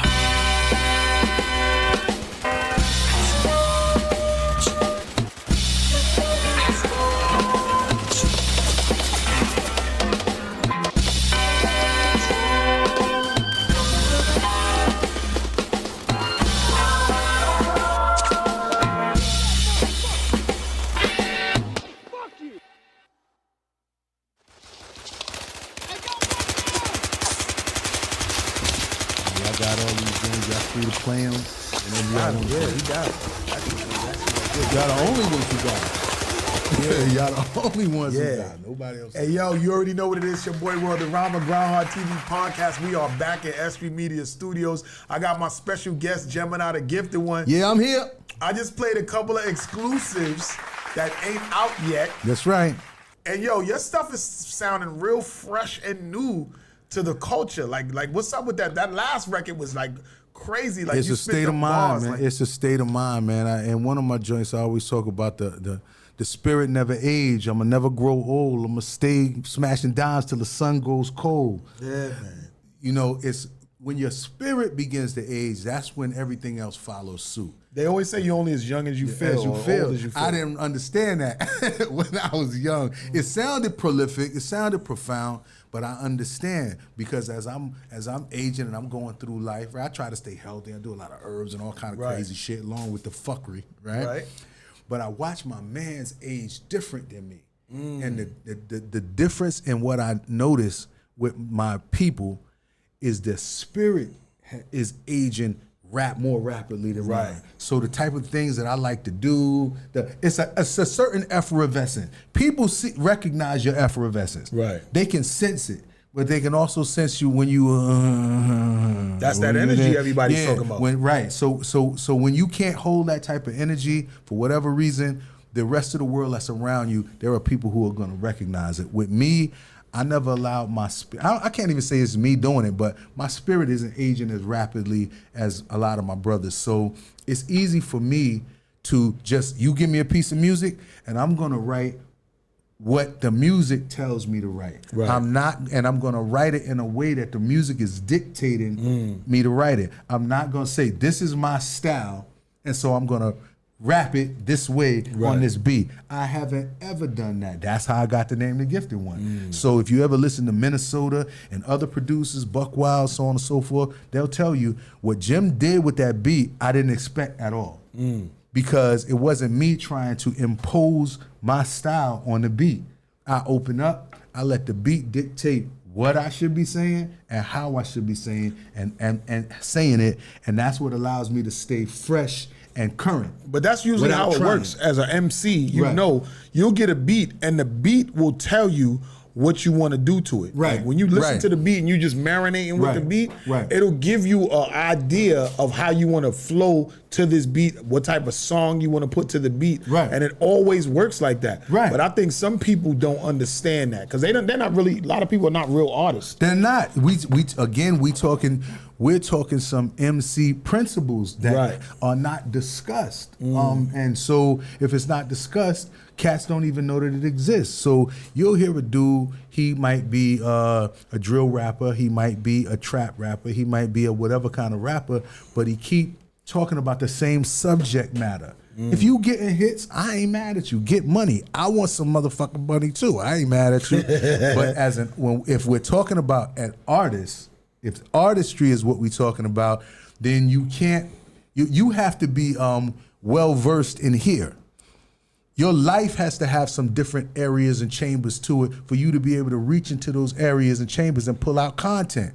Right? You can't download content for some shit you never experienced. How you gonna write about fried chicken if you never had fried chicken? Right. You have to have lived, and if you've lived an expansive life, a diverse life, you got so many things to pull from when you decide to get on this track, as opposed to just saying my hood, my hood, my hood. I'm gangsta, I'm gangsta, I'm gangsta. I kill a nigga, kill a nigga, kill a nigga. I ain't mad. I like some of that fuck shit too. In fact, I do some of that, but I would never allow myself to be trapped with that. If you listen to my catalog, all my songs are that. I know dudes, when you listen, I'm talking about dope MCs, you listen to their catalog and their whole catalog is that. Right. That's not for me. You know what I mean? As a listener, as a fan, that's not for me. How long could you rap about talking about killing niggas and fucking bitches and suck your dick and all this and that? Like, I feel like a lot of us eldest artists we'll criticize the younger guys for rapping about that all the time, but remember, these guys are young. Right. And remember, our parents would tell us, oh, all of y'all are interested in this fucking music and this, y'all talking about this, y'all talking about that. So I don't want to seem like the old parent that's saying nah. Right, because my young sons, remember, I was managing them and I put their music out before, and now they're like doing some drill shit. Right. And I don't like the shit that they talking about. You know what I tell them? And I've done this for years. You know what I tell them? I pull a young nigga to the side. I'll be like, you have other interests that none of these niggas know you have. You have private other interests and things that you like that you've never discussed with them. Write about it. Write it. Don't be scared to write it. Don't be scared to express other interests that you have that is not the lane that all your mans are in. Go ahead and write it, and sooner or later you gonna hit a lick. You gonna a lot of people are scared to try to like do. Yes, that's why I'm saying what I'm saying. Yeah. I'm looking right into the camera. Young artists, new artists. There are parts of you that you don't discuss, you don't let niggas know about because you feel like it ain't cool. That's going to be across generation to generation to generation. That's just the way shit is in the street. But I tell you this, as an artist, every now and then, write about some of the other interests that you have. There are other parts of life that make you who you are. You are not just gang gang. I ain't mad if you gang gang. I understand But you you gang can't just gang. be that. But you're there. I won't even say you can't just be that. I'm gonna say definitively you are more than that, and you know it. Don't be afraid to show that you're more than that. Be gang gang all day, but I know that you know there's more parts of you than that, and if there are more parts of you than that, write from those other parts as well. That's all I'm saying. Answer this question. Yeah. Nice Flick said, how did you link with Danger Mouse, and what's the advantage of locking in with a singular producer versus the multiple producer route?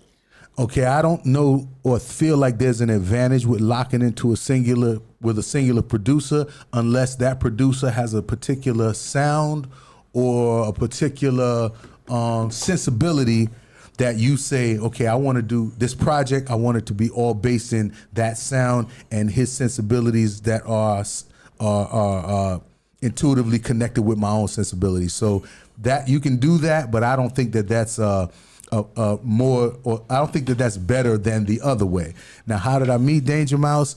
I was in between deals. I didn't have anything going on at the time. And I started working with this producer named Dub L. Big up Dub L. Dub L has done a lot of records with a lot of people. And White Boy, that's my white boy homie, right? So he takes me into the studio on 14th Street. We start a little label called Gray Bar Productions over there with Barry Lederer, and a little small independent label. And we began a dude they call Plain Pat. He used to, I think he still works at Def Jam, but he started over there with us. And we had a little team over there. C. Ray's Walls was over there. C. Ray's Walls? We was all over there. Shout out C. Ray's Walls introduced me to Dub L. Working with Dub L, we put the little music out, and then Danger Mouse was in London, saw that we released this single, and contacted the office to get with me through Dub L. So it went from C. Ray's Walls to Dub L, and then Danger Mouse heard that music I did with Dub L, and then he contacted us at the office, and that's how I went and started What's up working with C. him. Ray's Walls? What's up with him? I heard he was locked up the last time. I don't know if it was his manager. He was a wild boy though. I ain't gonna hold you. He was a wild boy.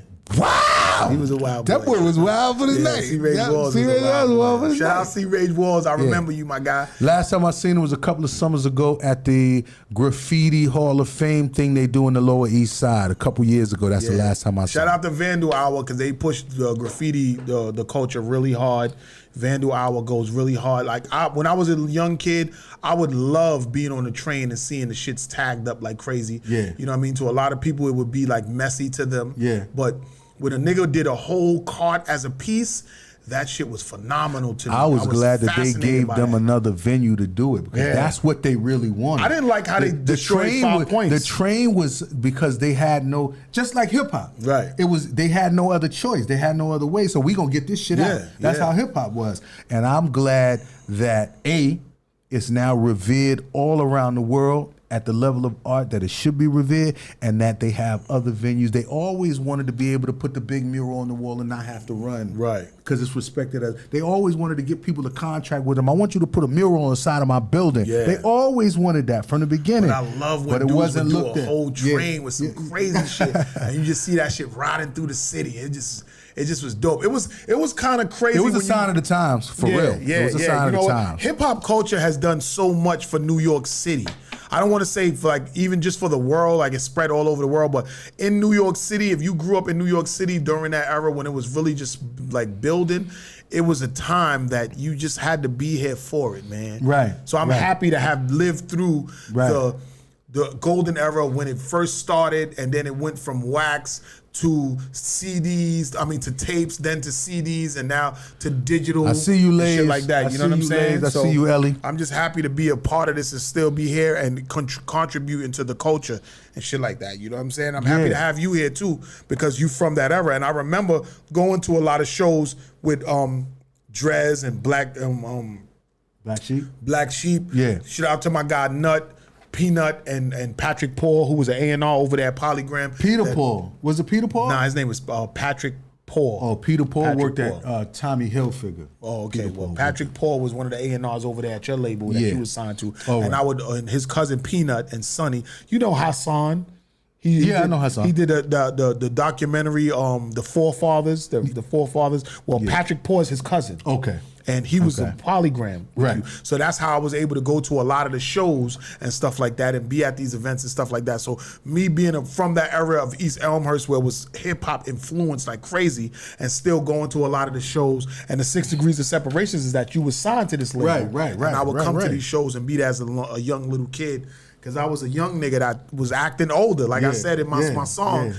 Shout out to the Link Between Volume 8 that's out right now that I'm doing the release party for July 28th. But one of the newest singles that's off of it called Tough Times, I rapped about, you know what I'm saying, me doing a lot of different things and shit like that. And yo, I'm just happy to still be a part of this culture and contributing and having guys like you on my show and still pushing the culture forward. You know what I'm saying? happy to be revered and respected, man. You know, you go through some years after putting so much work in, right? Especially if it's a high quality of work, and you wonder, you know, pre-social media, you wonder, was it all worthwhile? Did I waste my years doing this shit right here? But social media, the one good thing about social media is it made it possible to create a conduit from the listener to you, from the fan to you, and they can hit you directly and say, yo, I love your fucking music. We used to do this to your music. Your music did this to me. Right. And so that made it feel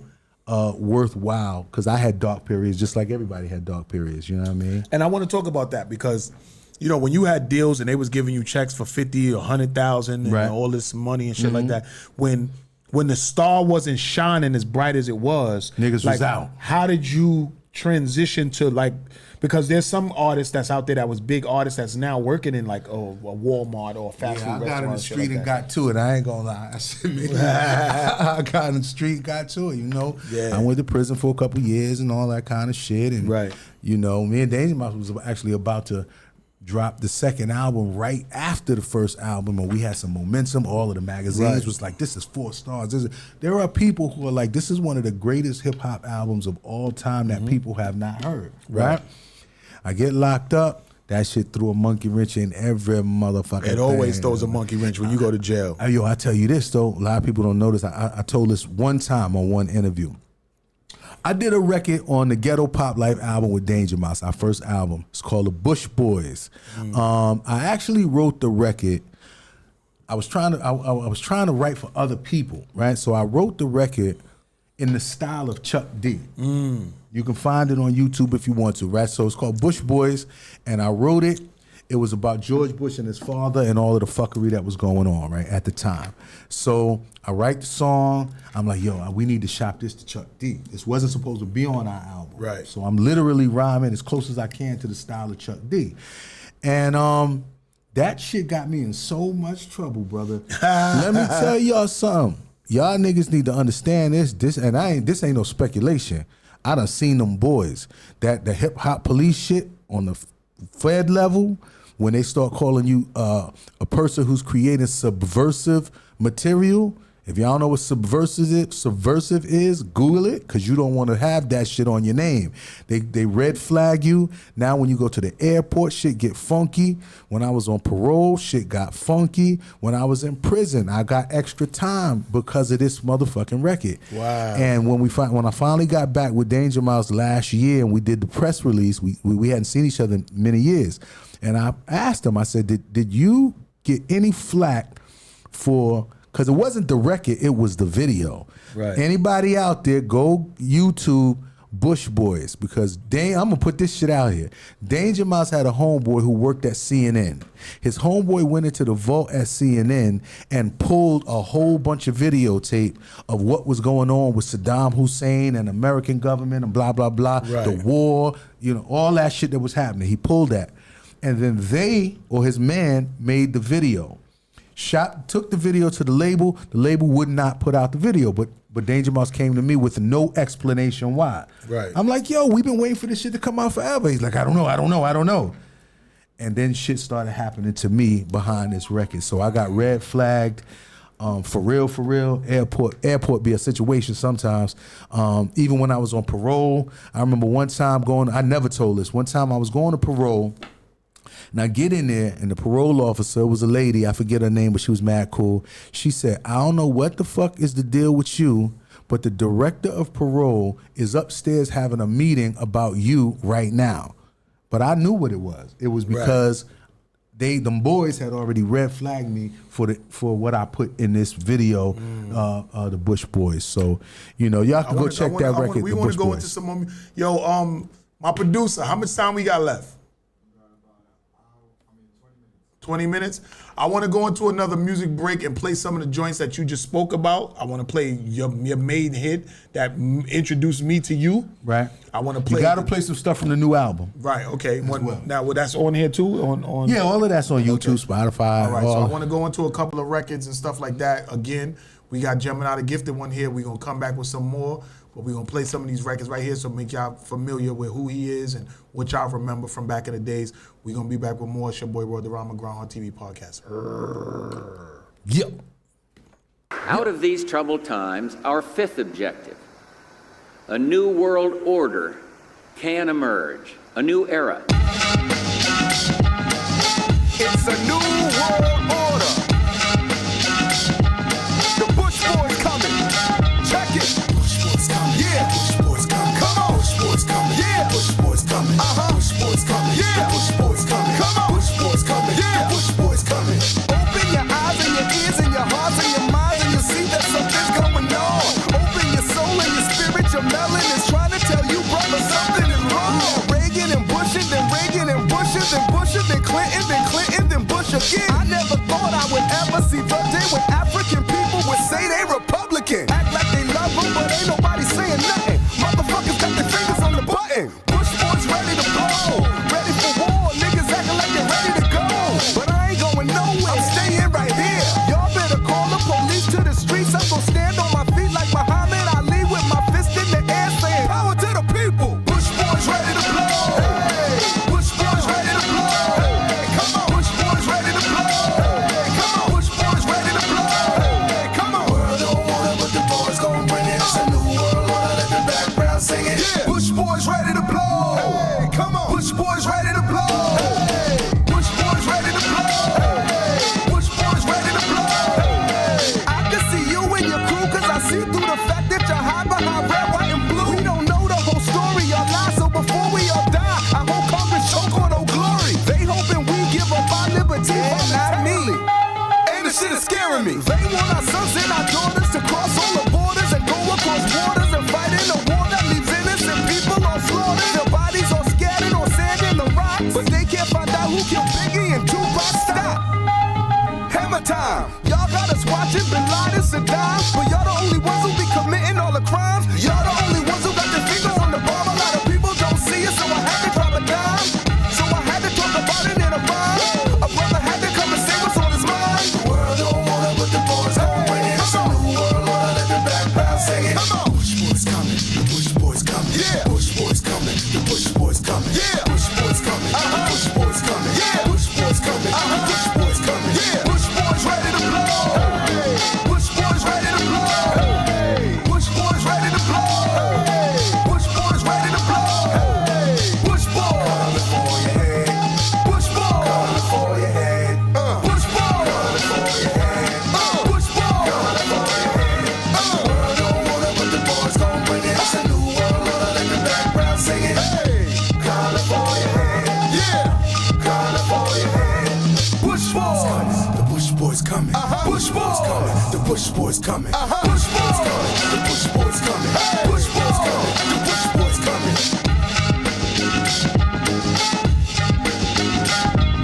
Tonight I want to take a few minutes to discuss a grave threat to peace and America's determination to lead the world in confronting that threat. The threat comes from Iraq. Meanwhile, in Iraq,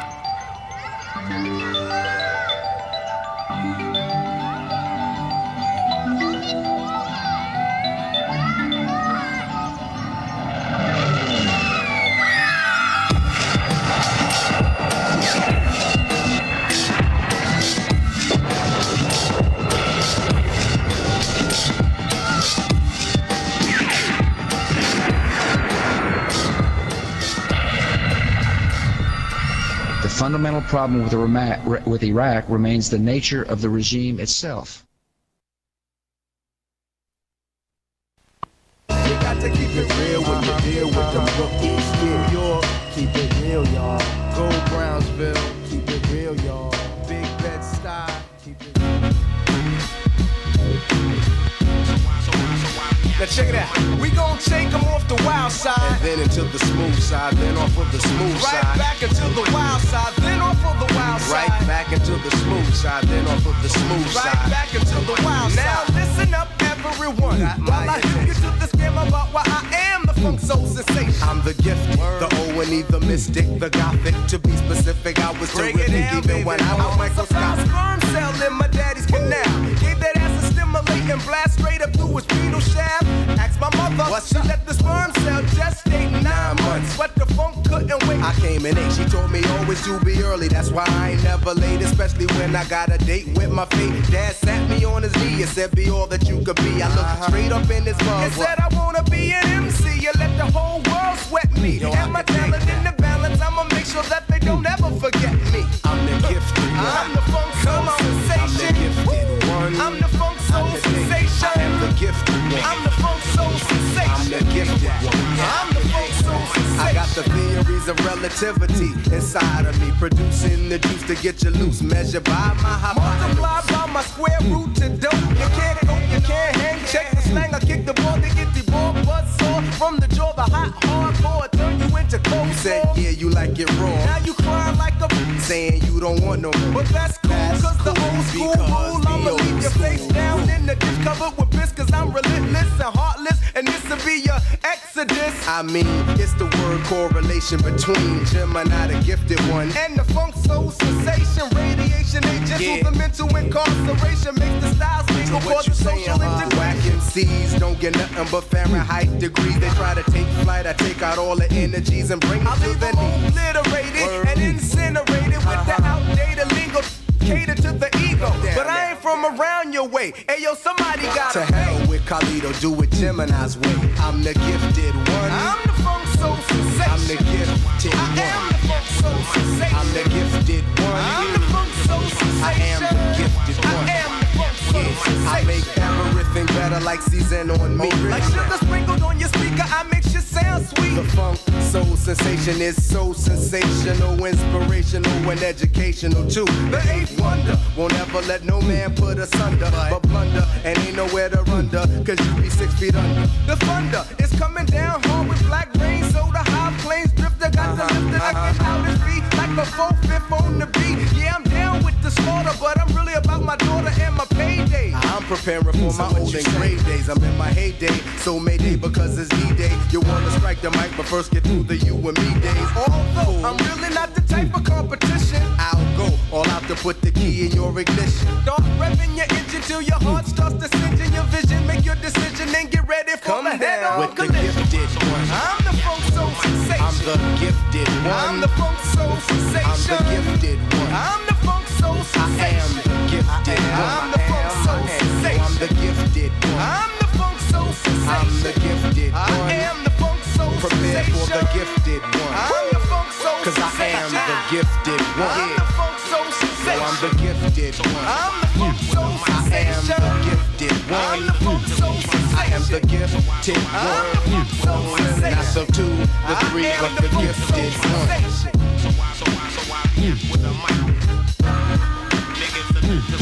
Yo, I can dig that. I can dig that. Yes, I can dig. Yes, I can dig that.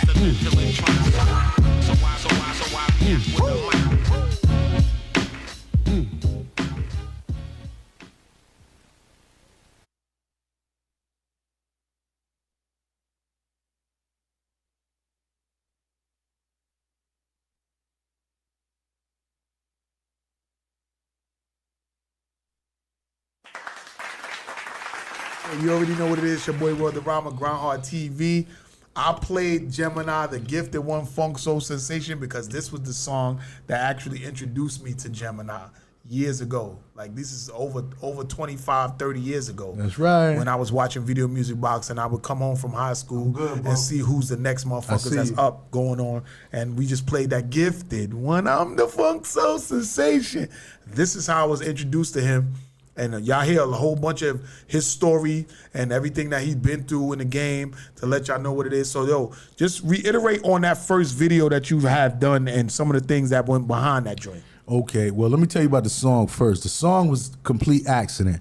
I said earlier in this interview that we used to have these freestyle sessions that Lord Tariq used to be at them, Pharoah Monch used to be at them, Prince Poe used to be at them, and a whole lot of other cats, DJ iTruth, a lot of producers. We was all up there. Right. And then one day, my A&R said, I like how when you get excited, your voice go up to that high pitch. He said, can you do a song where you using that high pitch? Oh, okay. Because that was just a product of, you battling, and then my voice would go up, right, crescendo, right. And so that's how that came about. I decided to create a song that was specifically to highlight when I use that high voice as opposed to the low voice. So that's how that came about. Right. My mic good? No, he good. He looking at his live right there. Okay. Yo, we got a lot of lives going on in here, y'all. We got Instagram, we got Facebook, we got YouTube. We live on live. We going crazy. The lives is living. Yeah. You know what I'm saying? It's Grindhardtv Podcast and S.STREET Media Studios. We rebroadcast again on iHeartRadio, Spotify, Rough Riders Radio on Thursdays and shit like that. So y'all know what it is, man. We still got the lines open. We still got another maybe like 15 minutes left. 15 to 10 minutes left. If y'all want to call up and ask him some questions or just pick his brain on certain things because he's from that golden era and he's been signed with label deals and cash big checks. It's Jemini the Gifted One, 516-540-1684. You can still call up now. You know what I'm saying? But I want to ask you some questions about, like, we already spoke about the drill scene. We spoke about a bunch of different things. Right. But, like, independently now, since there's not a lot of labels, like, a lot of labels are folding. Right. So you being a guy that came from the label era where you had deals, right, and now you're independently and you're uploading your stuff to whether SoundCloud or whatever, Sound Exchange. I hate the streaming shit. Oh, that's how you feel about it? I hate the streaming shit. Talk about it. If you got a following and you've mastered the techniques of monetizing that following, it'll work for you. It can work for you, has worked for some people, a lot of people. But I don't like no 0.02% of a penny every time you hear me. I don't like it. And that could be Mos Def don't like it, Talib don't like it, I don't like it. In the words of Mos Def, who said that's what the fuck I'm supposed to get? That ain't what y'all getting. Right. You know, they who owns the streaming platform, that is not what you're getting. I'm getting that because y'all say that's what I get. So we on some cause you say so shit, but you ain't gotta explain them numbers. I don't like it, right? I'm glad that it's available for those out there, including myself at one time who wasn't able to get nothing, but I don't like it. So what I did was I followed I look at a lot of the young cats out here who are mastering social media, and even including dudes like yourself. I listen to the podcast, I listen to the lectures, I be buying little lectures and all kind of shit to learn this shit. I'm learning it from, I'm late to that game, right? So I set up my website, which is SCD Meta Media. That's SCDMETAMEDIA.com, scdmetamedia.com. I set up my website to be able to sell music directly to the public, right? I got the idea when I saw a couple of months ago some younger artist, I think he's from San Francisco, I'm not sure, but he had set his shit up and he did a campaign, and from what I understood, he made like $65,000 in the first week or some shit like that. That's a nice little change. With pre-sales. That was with pre-sales. Wow. So I was like, okay. So I hired somebody to build a new website for me, and now the new website it has a merch. I haven't put any merch on there yet, but it has a component where now I can sell my music directly to the public at whatever price I say. So that's why I put my shit on Bandcamp now. A lot of my shit. Right. You can do it on Bandcamp. When I release singles, I put them through CD Baby. Right. Because it's a single. Right. But the whole project, right, you got to go to my Bandcamp account and go buy that. Well, what I'm about to do is, and you know, I'm surprised nobody else has started this strategy, and if they have, I don't know about it.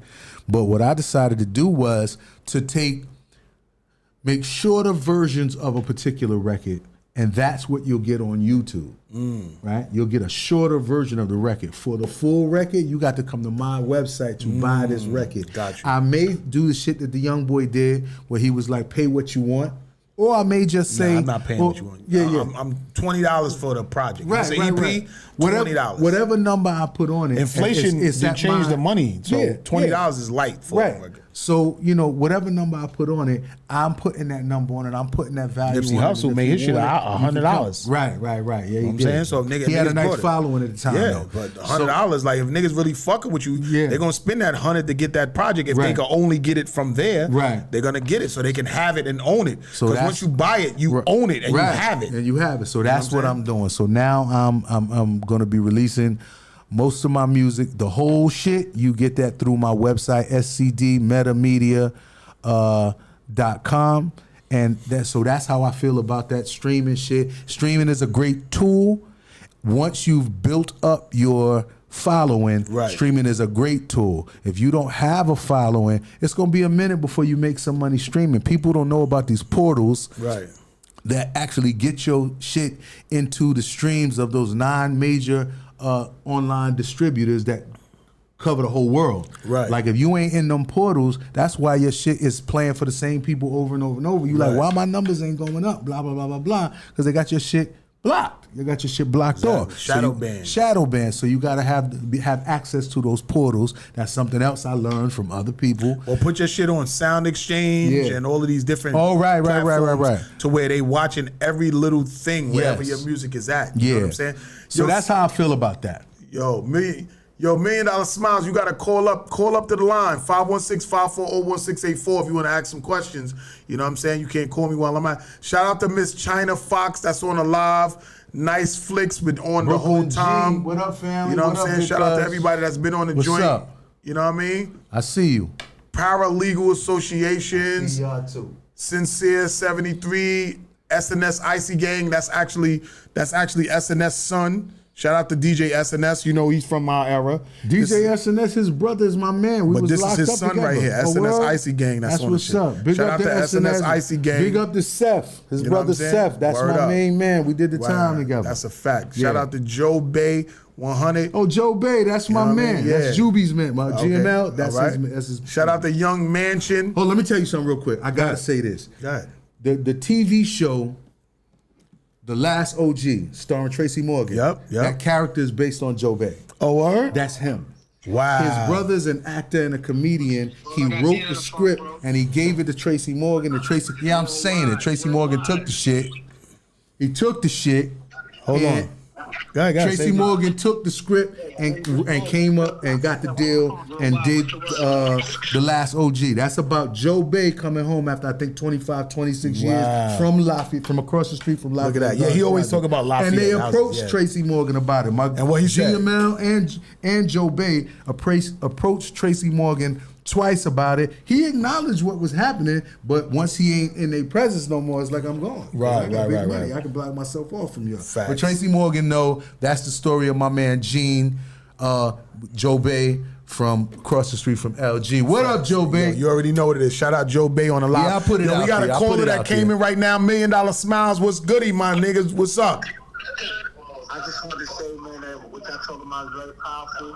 I got much to say. I really enjoyed the content of what y'all brothers talking about, the topic, and some substance and depth to it.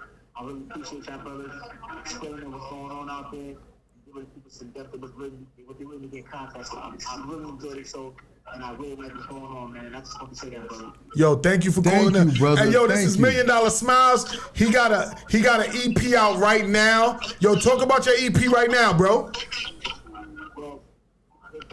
The song I would like to say about right now. Underground Arsenal, I see you. Thank you for the interview. I love y'all. We got a song together called Cold World that we got going crazy on the charts everywhere. And I would say that this whole thing that we got is really making waves. And I have to say, Hey, Nene. Go make it happen. Well, you the one doing it. I'm just playing my position, brother. Hey, yo, talk about your EP though. That's out right now. EP Anti-Hero. The EP right now is doing extremely well with no type of money whatsoever behind it. It's all organic. We got about 20,000, almost 20,000 views. The main song that's popping on the Be Outside. I got about 5,000. And that's all by myself with no type of push, with nobody assistance. It's all over letting the movie talk for itself.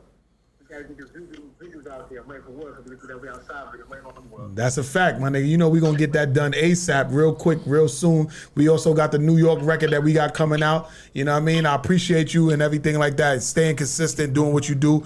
Shout out to everybody that tapes that's out there, not afraid to do what they need to do for whatever they need to do to make it happen. Holla at me, youngin'. Let's do a joint. Holla at me. Yo, he's dope on the hooks. You heard me, God? Holla at me. Let's do something. As soon as possible. Yes, sir. Yeah. Yo, so yeah, this $1 Million Smiles on the line. Shout out to... All right, there we go. Yo, that was $1 Million Smiles. He's the one that's singing the hook. Hey, girl, such a girl. He got an EP out right now called Anti-Hero. He's at like 900 monthly listeners on Spotify. He just came home from doing 16 and a half joints, and people was fucking with his whole music. Like, it's crazy. We got a lot of shit going on. Big I put him on all my platforms. $1 Million Smile. Big up. Yeah, shout out $1 Million Smiles and shit. We got a lot of shit going on. Well, we got Jemini, the gifted one, in the building right now. You know what I'm saying? Like, the show is almost over, but we not finished yet. I want to just talk about some of the people that's in here on the lives. Let me see. On the way to the right after the show, indeed. Shout out to Young Mansion. We got Paulie Warner's world premiere salute. Flames Hoods. Shout out to Lost Boys. LB fam. Yo, you got any stories about like Lost Boys or being around a lot of these guys?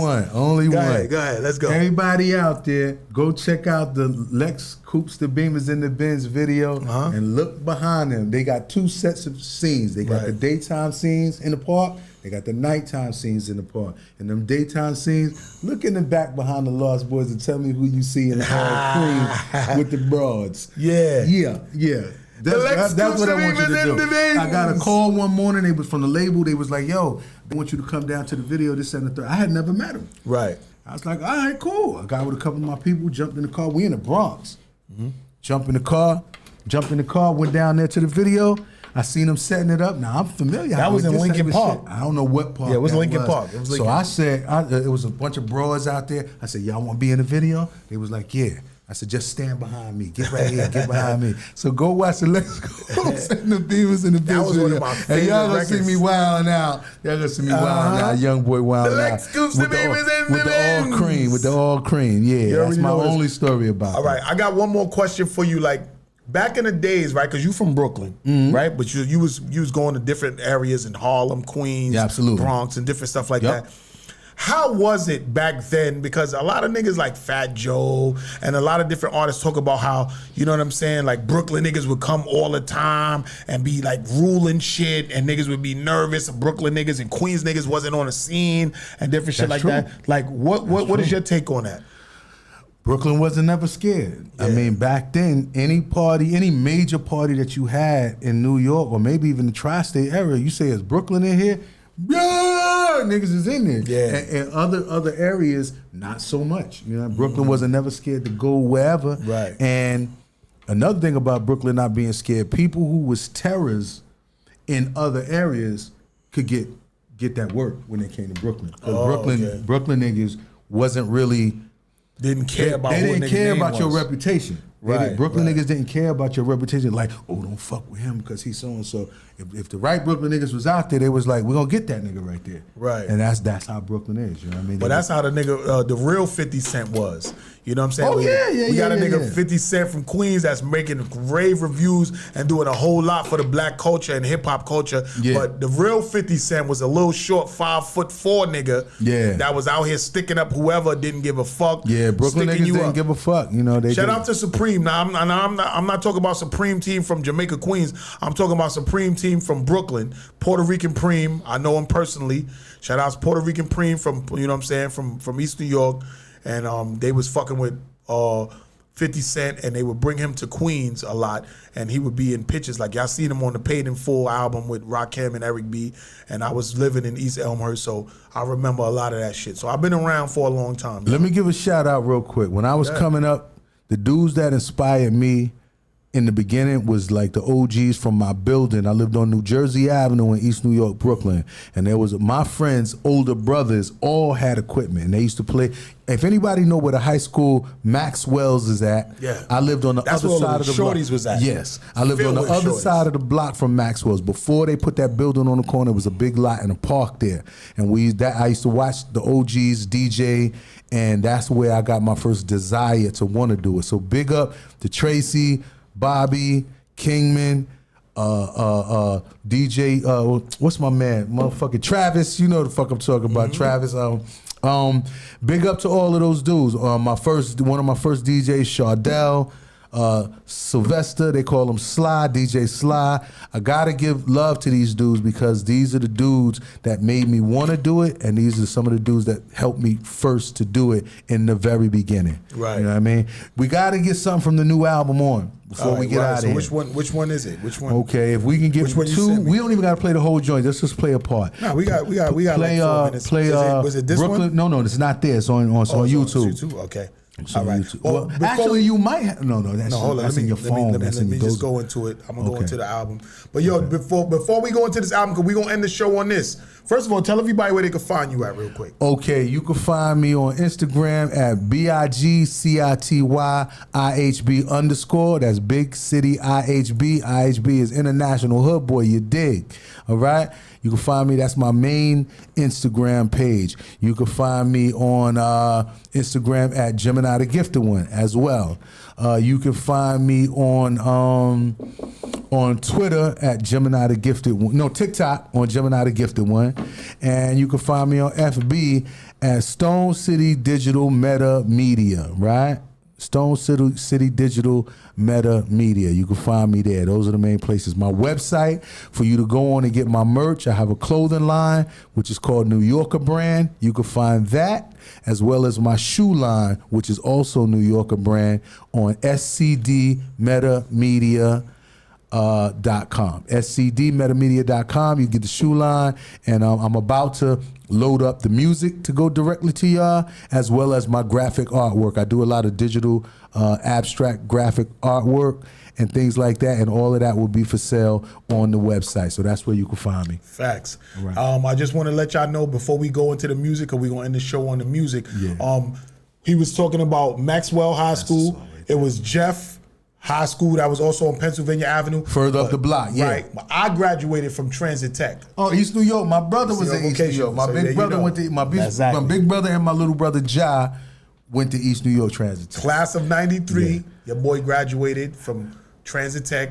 It used to be East New York Technical Vocational, and then it was Transit Transit Tech. Yeah, just like printing was printing when the DCEPs and all of them first got in there, and then it turned into excuse me, it was graphic the High School of Graphic Communication Arts first. We called it graphics, and then it turned into what it is now, or vice versa. A lot of you younger dudes, y'all don't really understand or know what it was, but we older dudes that's still contributing to the culture, and we really happy to be here, still contributing and making niggas understand that we are here. We can out-rap some of you niggas. Absolutely. We applaud what y'all doing and everything like that, but we are still fucking here. And we'll help if possible. If there's any help that we can offer, y'all can book y'all sessions and come up here, and we could talk about y'all little shine and everything like that too. Yeah, we offer some. What we here to offer is insight information and insight, because you can know something, but there might be a deeper level of knowing of that thing, and that's what we're here to do. That's what the OG's supposed to do. We offer Supposed to insight. show y'all what it is. Shout out to my guy Paulie Walnuts, because he went to motherfucking Transit Tech with me that year for them years.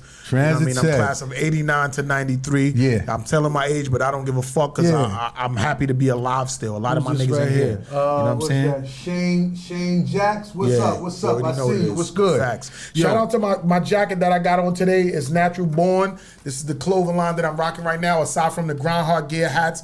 This hat right here is for Gemini. He could keep this one as for him. I'm gonna rock that, even though it matches. Even though it matches your outfit. No, but right that's there. for you. You no, gonna throw that that's on? what's up. I'm gonna I throw know that niggas on. like to get fly and shit. You Gucci'd out this today. This is my shit right here. Let me move the mic so y'all can see it. 100% certified classic hip hop. That's my brand. That's what I represent. Facts. Don't forget, we got the Link Between Volume 8 that's out right now. The release party is coming up July 28th. Food and Bar by Annie Hard Knocks Life TV Radio. Music by DJ Wadey Wolf and Joe Boy Productions. It's a pool party. It's going to be turned the fuck up. Shout out to Scenario that was at an event last night. We turned up. It was great, wonderful. We're going to go into, what is it, Brooklyn Basquiat? I am the Brooklyn Basquiat, and this is the first single from the album that's currently out from myself and Danger Mouse. I had the privilege of being one of the few dudes who did a couple of projects with him. Facts. Ghetto Pop Life, and then we had the 26-inch EP, and now this is Born Again. This album's called Born Again, and this is the first single from Born Again. We'll play a little bit of it because I got to get 2 of these joints in. So let's play that. All right. It's kind of swaggy. Yeah. I'm feeling saucy on this one right here, y'all. Extra saucy. Yeah, Gemini. I'm about to get saucy for the people. You know how I do. Brooklyn's firstborn son. Can't you see? It's an addiction, you can call it an affliction. Fact, not fiction, make it hot up in your kitchen. You felt it, the sweltering heat kept you melting. Make the Celtics go deep in the bench, send some help in. Gym penetrating, go hard to the rack. Always hard on the track, that's regardless of plaques. Raw with the information, raw with the facts. Hard on any generation that claim they wanna rap. On your radio station, any location. US to Europe, I get heavy rotation. Niggas stop hating, you know Jim. You ain't never gotta worry about my head inflating. All my niggas and my bitches know I never get too big for my britches. This is never just about the riches. I do it for the love and the listeners. Listen, I made a few records, but I'm still struggling. If it was just about the paper, nigga, just be hustling. Listen, Mr. or Mrs., don't you ever get it twisted. I wanna get paid, but I still gotta blaze. Yeah, I still gotta blaze. Come on. Yeah. See, can't you see? Yeah. Gemini, the gift, the one, the OG. Okay. Like it or not, he's still hot. Big city, Brooklyn, Basquiat. What's my name? Big city, Brooklyn, Basquiat. The issue that I'm trying to address in this song is how a nigga stay this fresh this long. How's word game stay strong? Nowadays a lot of niggas come to play but they don't stay long. You don't come to a gunfight with a knife. I'm talking about the line you sign, not the rhymes you write. Cause once you sign the line, your ass is passed. If you don't blow, blink your eyes, your time is past. So I take it to the public in the 100 percentile. Black, white, Latino, Muslim, Jew, Gentile. Would I be foul if I gave a hater the reason to hate? Confiscate all the styles that I lent out, sent out, email, turned out to female. Do it in-store, promo, tour to retail. Pause for a second, listen up and hold this. Mr. DJ, rock that. Go on the disc. Before I cock back, bow, there goes the 4/5. But I ain't come up in the joint to start no shit. Don't trip, just because a brother got a buddy so dip. They don't wanna pass the mic because I'm gon' get all up in a nigga ass with every lyric that I spit. I paid the cost to be the boss on the side rock. I rock with the God Force. With the God Force. See, can't you see? Yeah. Gemini, the gift, the one, the OG. Okay. Like it or not, he's still hot. Big city, Brooklyn, Basquiat. What's my name? Big city, Brooklyn, Basquiat. I woke up in the function and I changed the polarity. My energy exchange give clarity to some who prepared to be unplugged. Come get your love. Rub elbows with a brother who's supreme with the flow. With my subconscious, I still dream with the flow. And I ain't just speaking words cause they sound deep. Come strong or don't bring the shit around me. And even if it's good, if you see me in the hood, Brooklyn, chilling in front of my mom's building, don't ask me to rap cause I won't. I done got my general stripes and y'all don't. I done seen what y'all have not seen. Y'all viewing the world with infant eyes, mine is 3D. Respect be in order when you see me, son. Don't get amped cause you cut your first demo. Eliminated incidents, forget MCs is my MO.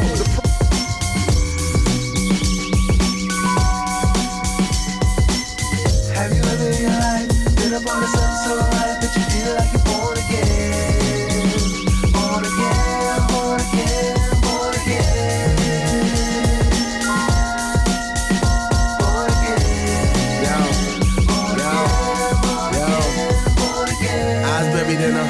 cemetery. You know the place where they put you when they finish with you. Had a lot of talent, no deal. Watch a lot of niggas get deals, no skills. It's not what you know, it's who you know. More about how you look and how you blow. Industry rule number 2004. Record label niggas is slow. At the industry events, asking where I've been. Looking for a pen to get your number again. Remember this. No hit record, no spins. Remember this. No hot 9 spins, no friends. Have you ever in your life been a part of something so right that you feel like you're born again? Born again, born again, born again. Born again, born again, born again, born again. I know what you think I am. There's more to me than you could ever see. Basically, I'm too deep for y'all. I've been born again. Musically, born again. Spiritually, born again. Mentally, born again. Emotionally, born again. So completely, born again. Born again. You got to find yourself. You got to find your voice. You got one life to live. Live it. You got to make your choice. And you could be locked in, boxed in to what the next nigga doing.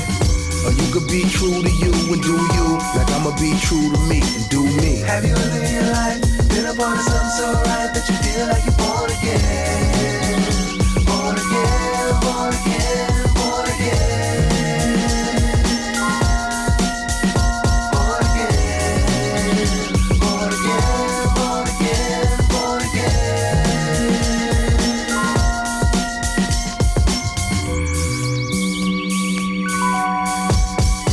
Feel like I'm living through the first part of my second blessing, being acknowledged for the gift of my lyrical expression.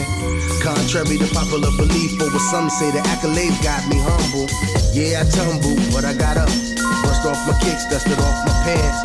Then I got back to the business at hand to thank God that I got the chance to be born again.